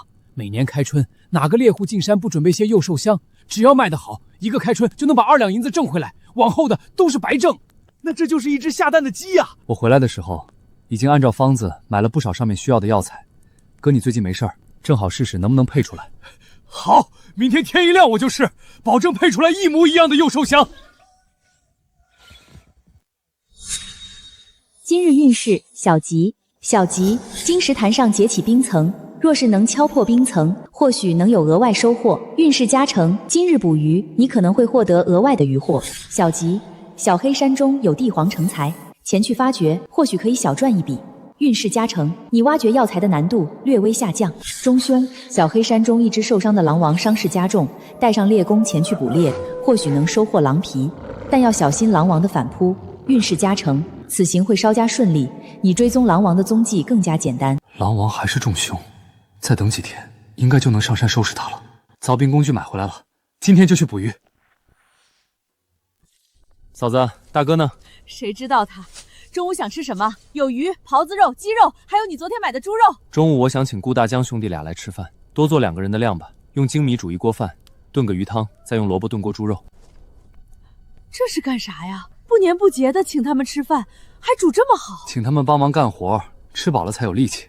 就算干活也不用这么铺张啊！这大冬天的，各家劳力都在家窝着，你要喊人干活，1斤粟米就能招来一大帮人，哪里用得着精米和肉？我这活累，让他们多吃点才能多出力。你呀你，就是太讲情面了。二郎有事儿，到我家吃饭，吃完有个活请你们帮忙。啥活你说，我们肯定干。二郎不用这么客气，有活你直接说就行，哪用请吃饭？是个力气活，吃饱了才好干。赶紧的，我嫂子都开始做饭了，去晚了饭菜该凉了。哥，有肉啊！应该是看菜，待会儿别生快，知道没？吃点饭就行。哦，大江、二和来了啊！嫂子，麻烦你了。做顿饭有啥麻烦的？快坐快坐，别客气。饭冷得快，你们先吃着，不够我再去厨房添。站着干啥？赶紧做！这么多肉，总不能全是看菜吧？吃这么好，不会是让我们杀人越货吧？别，多了，这我哪吃得完？这么点饭都吃不完，马上的活你们能干动？我请客就别作假，能吃多少吃多少，别的不说，米饭管够。别光吃饭啊，吃菜。陈哥，你说弄谁？弄什么弄？没人得罪我，也不需要你弄谁。其实我之前去金石潭，发现潭底有股暗流，现在冬天结冰，鱼肯定都躲在暗流附近取暖。我就想请你们一起去凿冰捕鱼。啊，凿冰捕鱼？可小黑山有狼王啊，这时候上山有点太危险了吧？那狼王我见过，上次找张三坡也是我去的，他只在南风那边活动，不会到金石潭来。什么狼王不狼王的，不还是个畜生吗？陈哥，我跟你去，什么时候上山？坐下，别急，一人再喝一碗鱼汤，暖暖身子再上山。我也去。成，多个人多份力气。从哪儿开始凿？不急，先看看环境再说。就从这儿开始吧，凿个半尺大的窟窿就行。好。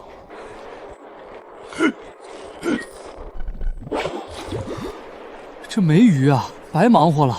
陈哥，时间还早，要不要再凿一个？别急，让下面的鱼反应一下啊。鱼，真有鱼！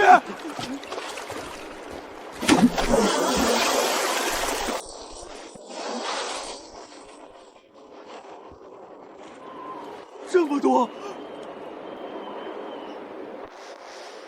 洪伟记，这鱼听说能大补，拿到城里酒楼能卖不少钱呢。这鱼可不多见，难道是小吉运势带来的额外收获？让我试试。哥，小心点儿，这冰面滑，要是摔进窟窿可麻烦了。放心。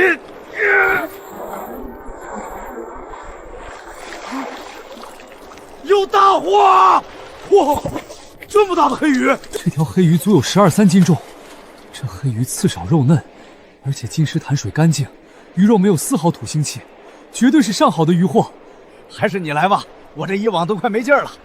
你来2网试试。好嘞，陈哥。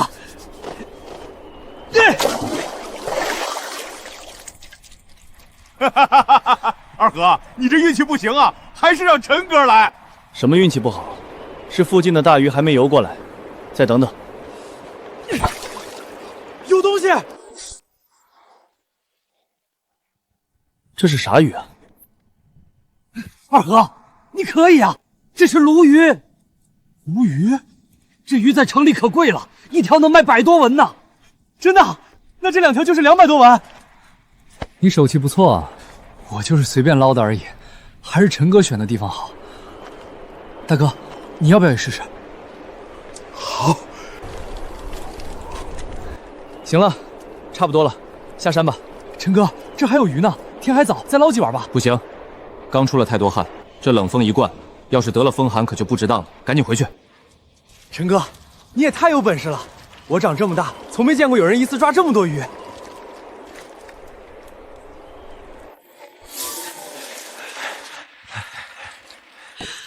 你们这是端鱼窝了，抓这么多。陈哥会找地儿，我们网网有鱼，从没空网。快，进屋。泡泡脚，别冻坏了。陈哥，今天也太过瘾了，下次什么时候去？再带我一起。放心，少不了你。等会儿走的时候多拿点鱼，还有那2条鲈鱼。不要，我们中午吃了饭，干活是应该的，怎么还能要鱼？陈哥，没事，我们就先回去了。等等，这2条帮我送到东头沈家去。要是沈家娘子开门，你就说是我送的；要是他爹开门，你就说我让你送来卖的，10文钱一条。我懂了，陈哥你等着，我这就去。等等，这你们带回去。真不用，陈哥。那把这个鲈鱼给你，其他的我拿走。那个冰窟窿下面应该还聚着些鱼，明天要是没事可以去捞2网。抄网和冰嫂在门后面，你自己拿。陈哥你不去？这2天跑东跑西，累得慌，懒得动了。那成，等捞完了鱼，我送到这儿来，我先去送鱼。嫂子，以前家里收成不好，你回家借了好几次粮，受了不少白眼。明天你和哥带着孩子回去看看，给亲伯送点鱼和猪肉。其实不用，我爹他们家里吃食应该够。够是够，但肯定没咱们家吃的好。我们现在日子好起来了，也必须给嫂子挣回面子。那我做主，后天就去，正好你也好久没回去了。做什么主呀？这些鱼可全靠二郎才抓到的。嫂子，你可就说错了，今天大哥可是出了大力气，这些鱼怎么也有大哥的一半功劳。就是，那条最大的黑鱼还是我捞的，明天就拿它送给岳丈。小陈，你有心了，后天我们一起去。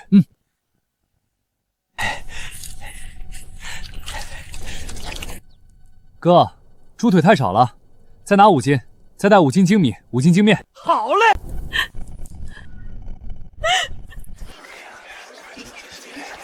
江大郎，你挑着啥？这不是过2天可能下大雪，路都不好走了，我带点东西陪巧翠回娘家一趟。这么多？巧翠婶子，江大郎对你也太好了，回个娘家带这么多东西，都是靠着小陈的本事。这些鱼啊肉啊都是二郎打来的。不聊了，我们还得赶早去呢。这江晨是真的变了啊，还变得这么有本事。小龙，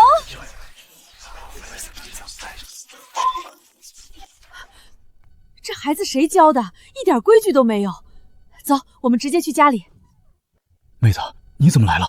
我回来看看爹娘，看你把孩子教的，见了我就跑。怎么嫌弃我了？不想见我？不是，是你嫂子，她那人你知道，说话不好听。你进去了，她要说些什么，你受着点。这是哥自己攒的，你先收着。走的时候我给你装点粮，避着点你嫂子拿走。哥，我不是来借粮的，真就是来看看爹娘。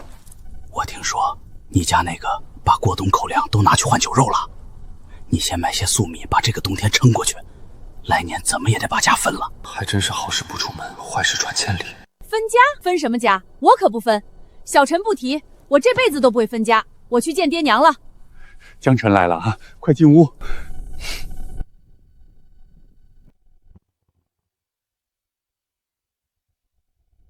这是把过冬粮食卖了喝酒，现在全家都吃不起饭，全跑这儿来打秋风了。桂香，你说什么呢？反正家里粮食不多，这么多人的饭我可做不出来。没事啊，妹子，你们坐着，中午我做饭给你们吃。没事儿，我来做。娘，巧翠，你回来了，你吃苦了，这几天没见，都饿腹囊了。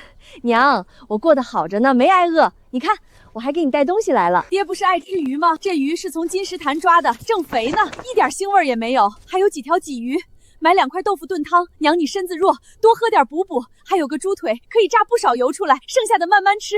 还有些精米和精面，你和爹年纪大了，总吃粟米也不行。肉，娘，好多肉啊！这些哪儿来的？你拿这儿来干什么啊？小陈说，以往你们一直帮衬我们，现在家里有，非让江田送回来。哥，不是说家里没粮食下锅吗？正好我这儿自己带有，中午我来做。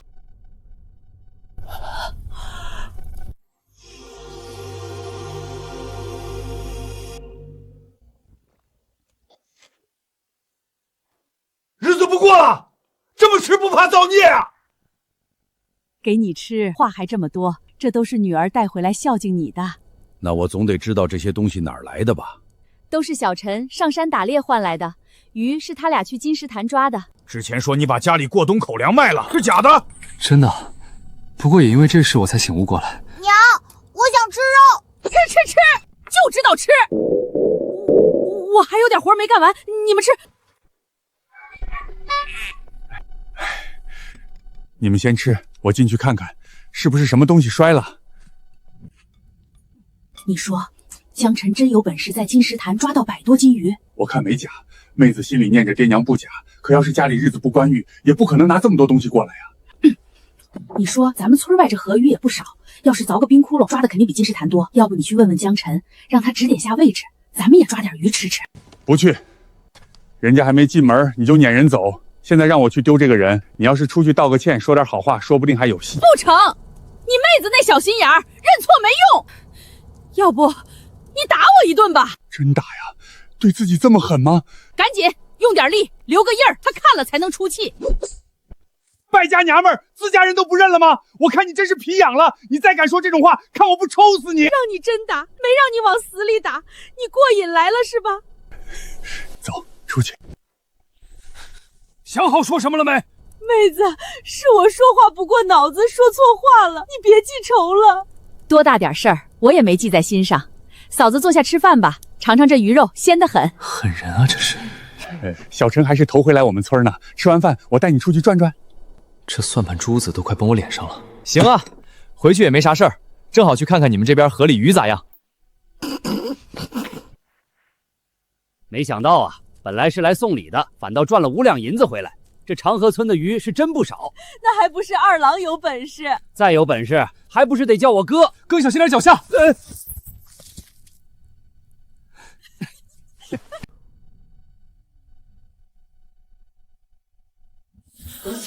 今日运势平。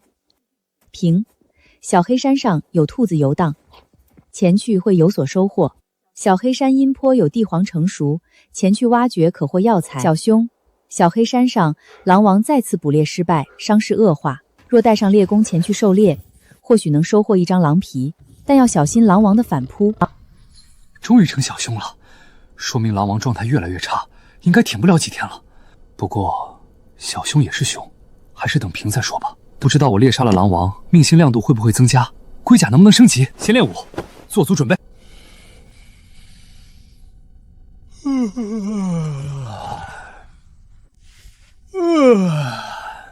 今日运势小吉，小黑山阴坡有地黄成熟，前去挖掘可获药材，运势加成，你的挖掘会稍加顺利。小吉，小黑山上有山鸡集群取暖，运势加成，临近天黑前去，或许又额外收获。平，小黑山上一只重伤的狼王捕猎失败，若带上猎弓，申时之前去狩猎，或许能收获一张狼皮，但要小心狼王的临终反扑。运势加成，你的捕猎过程会稍加顺利。平卦，终于成平卦了。为什么申时之前去狩猎？难道有人也想猎狼王？申时之后会得手。不过平卦加小吉运势，值得一试。猎狼就在今日。嫂子，我马上上山，给我多备些干粮和热水。好嘞。多准备点儿，我这次可能在山上待久点儿。啊，山里有狼王呢，家里肉也够吃，你往那么深的地方去干啥？没事儿，不进深山，就沿着山道转转，顺便练练功。那你小心些。怎么，又准备上山？上山转转，功还是得多练才行。多练总没错，现在不熟，等碰见猎物时，丢的可能就是命了。爹，大清早你说什么呢？二郎上山肯定平平安安。就是为了他能平平安安，我才这么说。练归练，你别往深山跑。狼王最近没露面，谁知道还在不在附近？那要是真碰到了怎么办？哼，真碰到了，跑啊，还能怎么办？别往平地跑，他一个下坡的扑杀能跨4、5丈远，要是大平地你也跑不掉。那要是狼王受伤了呢？我上次远远看见他左前腿有道伤，好像行动不怎么灵落，是不是有机会？哼，受伤的野兽没有安全感，一旦你闯进他的领域，可能就是不死不休的下场。何况狼这种生物天生奸诈，那头活了不知多少年的狼王，心智未必就和人差多少。别对狼王有想法，山中的猎物多得很，等冬天过去，那狼王肯定回二黑山了。你的打猎技艺远没到能猎狼的地步。别人可能误判狼王的伤势，但我不会。猎狼的胆子我有，但趁他病要他命的胆子我有，而且很大。要不你今日还是在家练拳吧，天寒地冻的，上山干啥？没事儿，我就在山脚下转转，找几只鸟练练剑。右手枪放哪儿的？给我拿点儿。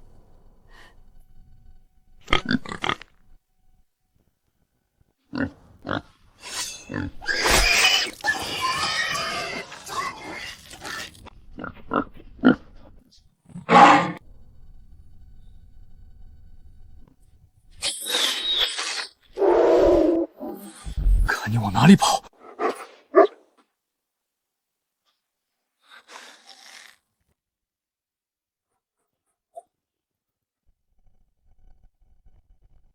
糟糕，这是狼王的活动主场，果然越老越贱。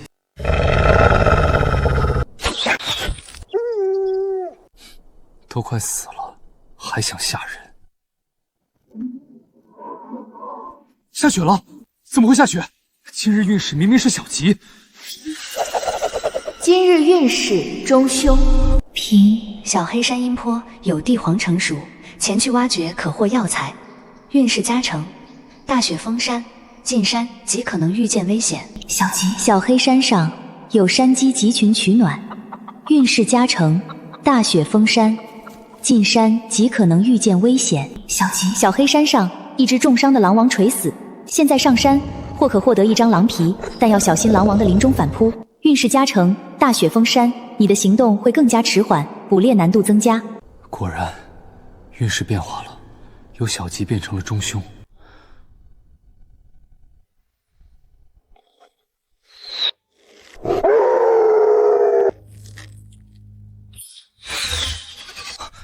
没中。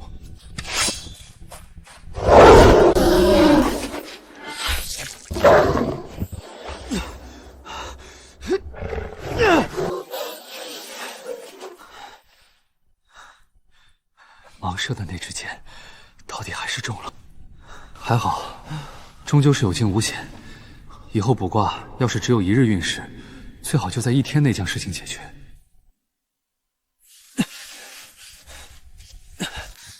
只能这样凑合一夜，等天明再下山了。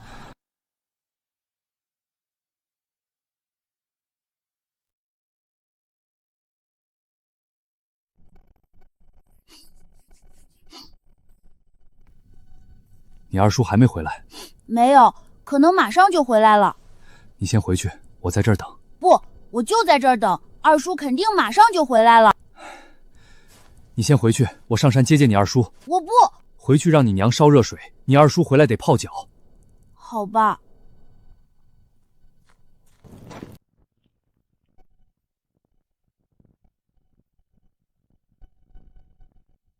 爹，小陈已经到了吧？等我干什么？赶紧进去。他还没回来。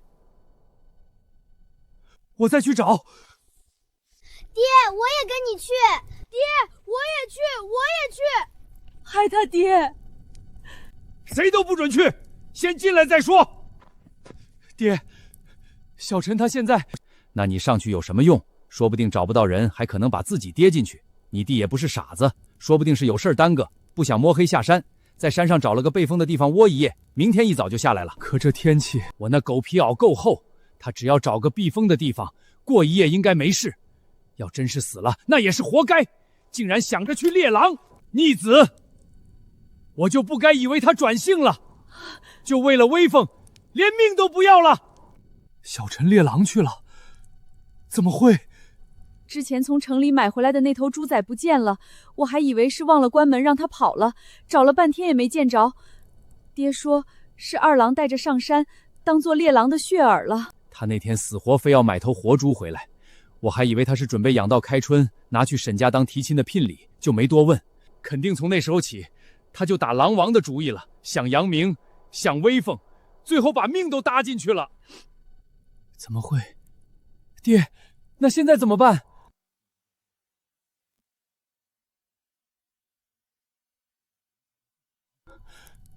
可是，按我说的做就行。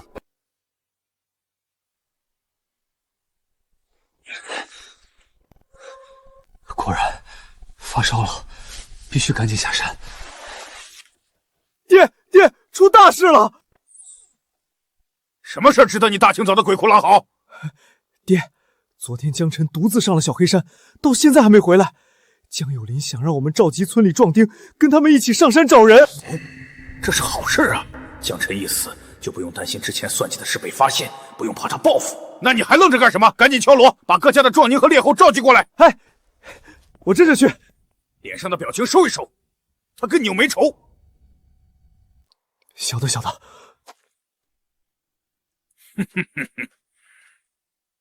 只要愿意上山找人的，每人我给10斤粟米。要是能找到人，给10斤精米，再加2斤肉。江叔，您说的是真的？真给啊？我江有林在村里说话，啥时候不算数过？那行，趁雪还没完全封山，上山找找也没啥问题，说不定江晨就在山边呢。对对，不去南峰就行。恐怕得先往南峰那边找。江晨昨日是去猎狼王了。啥？猎狼王？江叔，你别跟我们开玩笑啊！没开玩笑，他昨天上山带了穿甲剑，还带了活猪，应该是做血饵用的。我当时以为他就是去练剑，现在想来，他怕是早打好猎狼的主意了。那恐怕是没救了。自己过去送死，还要我们去找人？反正我是不去了，这不是活该吗？这还真是傻大姐。谁去南峰帮忙找人，1人1两银子，找回来人，不论死活，5两银子。5两银子？对对对，给银子，我们有银子。其他人就别去了，还是我们几个上山转转吧。不过要是实在找不到，我们就直接下来了。行，江叔，你也别怨我们。好，足够了，足够了。江晨昨天上山打猎，一夜没回来，他家里人正组织猎户上山找呢。燕秋，你干什么去？我要去找江晨。狼王，是狼王来了！狼崽子呢？就这一头独狼过来，真当咱们村子没人是吗？谁射的箭？没人放箭啊！狼妖啊！爹，逆子，逆子啊！你怎么没死在外头呢？小陈，我没什么事。你还说没事？我们都以为你死了，知道吗？你发烧了，赶紧回家。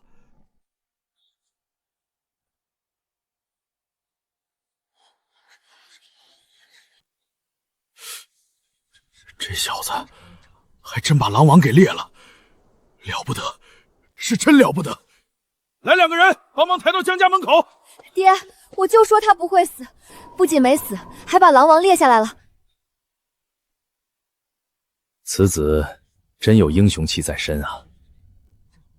燕秋，你真的对江晨有意吗？爹爹，你怎么说这种话？江晨身上有英雄气，或许是个值得托付的人。女儿愿意。爹，他知道，他肯定知道。我看见他的眼睛，就感觉脖子好像被掐住一样，我差点自己要死了。他连狼王都杀了，张三坡肯定也是他害死的，他肯定会找机会报仇的。哼，闭嘴！江晨才多看了你一眼，就把你吓成这样，你也配说自己是我陈方铁的儿子？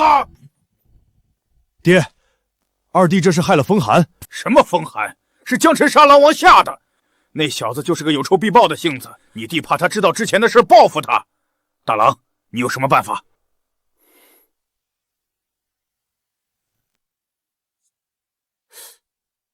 你打算怎么做？他不是猎户吗？等哪次上山，我找4、5个好手在山上等着，荒山野岭杀人抛尸，然后丢给虎狼熊罴。等他家人找过去的时候，说不定连条手臂也没有了。好法子，那什么时候动手？那肯定得到开春了，大雪天的人不好过来，也没法上山，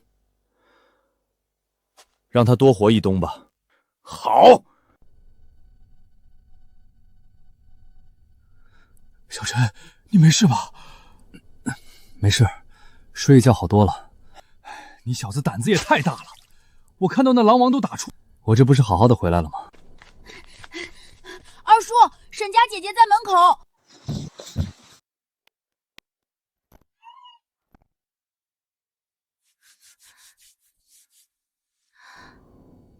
陈哥，你明天就去我家下聘吧，我愿意。你离我远点，我都说了，我们俩再没有任何关系。陈哥，我娘已经知道错了，她上次不该那么说你，我让她给你道歉好不好？等我们结了亲，我就搬出来住，再不跟她来往了。到时候你出去打猎，我在家等你回来，我们把日子过好比什么都重要。还有，我不要聘礼，什么都不要，我娘那儿还有些钱，娶亲后我全部带到你家。滚！别再来找我。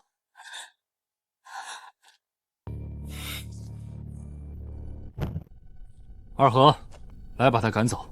喂，好，走吧，还想让我动手？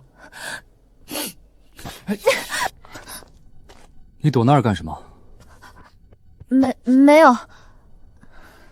爹爹说想见见你。见我干什么？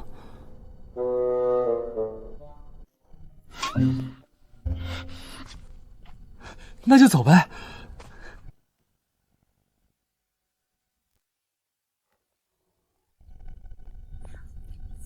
沈伯父，这一手字写得真好啊！你识字？之前上过1年私塾，认识一些字。那你看看，我这句诗如何？夜阑幽离乱，徒有旧时心。好诗，好词，好字。你能认全这10个字，在村里已经算不错了。可知这诗句的意思？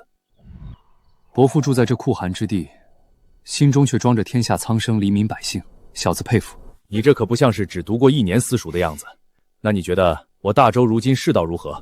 其实我从出生到现在，我去过最远的地方也只是永年县而已。但如今大周应该是世道将乱。哦，你都没出过永年县，又是怎么看出来的？我这2年经常往永年县跑，最大的感觉是永年县人多了很多外地人。人多那不是更繁华吗？跟世道将乱有什么关系？可永年县是苦寒之地，一般哪会有那么多外人过来定居？那些人恐怕大多都是来逃难的，能逃难到这里来，说明更南边的地方比这里还乱。那你觉得大周将入乱世的根源在哪儿？你随便说说就行。这是我最近自知的问题，到现在也没有答案。还不是穷的。穷？那你倒说说看，怎么就穷出一个乱世？百姓穷，穷在豪强借荒年吞并田地；朝廷穷，穷在豪强买地后隐匿不税，最后百姓变流民，朝廷变债主，这天下自然就成了乱世死局。我只是随便说说，伯父无怪。穷，好一个穷啊！原来天下动乱根源说到底就是一个穷病啊！等等，你说你从没出过永年县，这些道理你又是从何处听来的？当然是从书上看的。怎么说我也经受过9年义务教育。我不过是感同身受。陈丰田为夺田险些害我性命，长河村赵员外却能只手遮天，规避税赋，豪强兼并土地，朝廷血源枯竭，百姓与国库两空，这天下想不乱都难。你不错，等开春了，就让你爹过来下聘吧。成功了。那你觉得这穷病应该怎么治呢？爹，他就上过1年私塾，你怎能拿诗文为难人？哼，你还没出嫁呢，胳膊都拐到哪儿去了？饭好了，先吃饭吧。好，吃饭去。爹爹说话有些不满，你别介怀。我怎么会怪岳丈大人？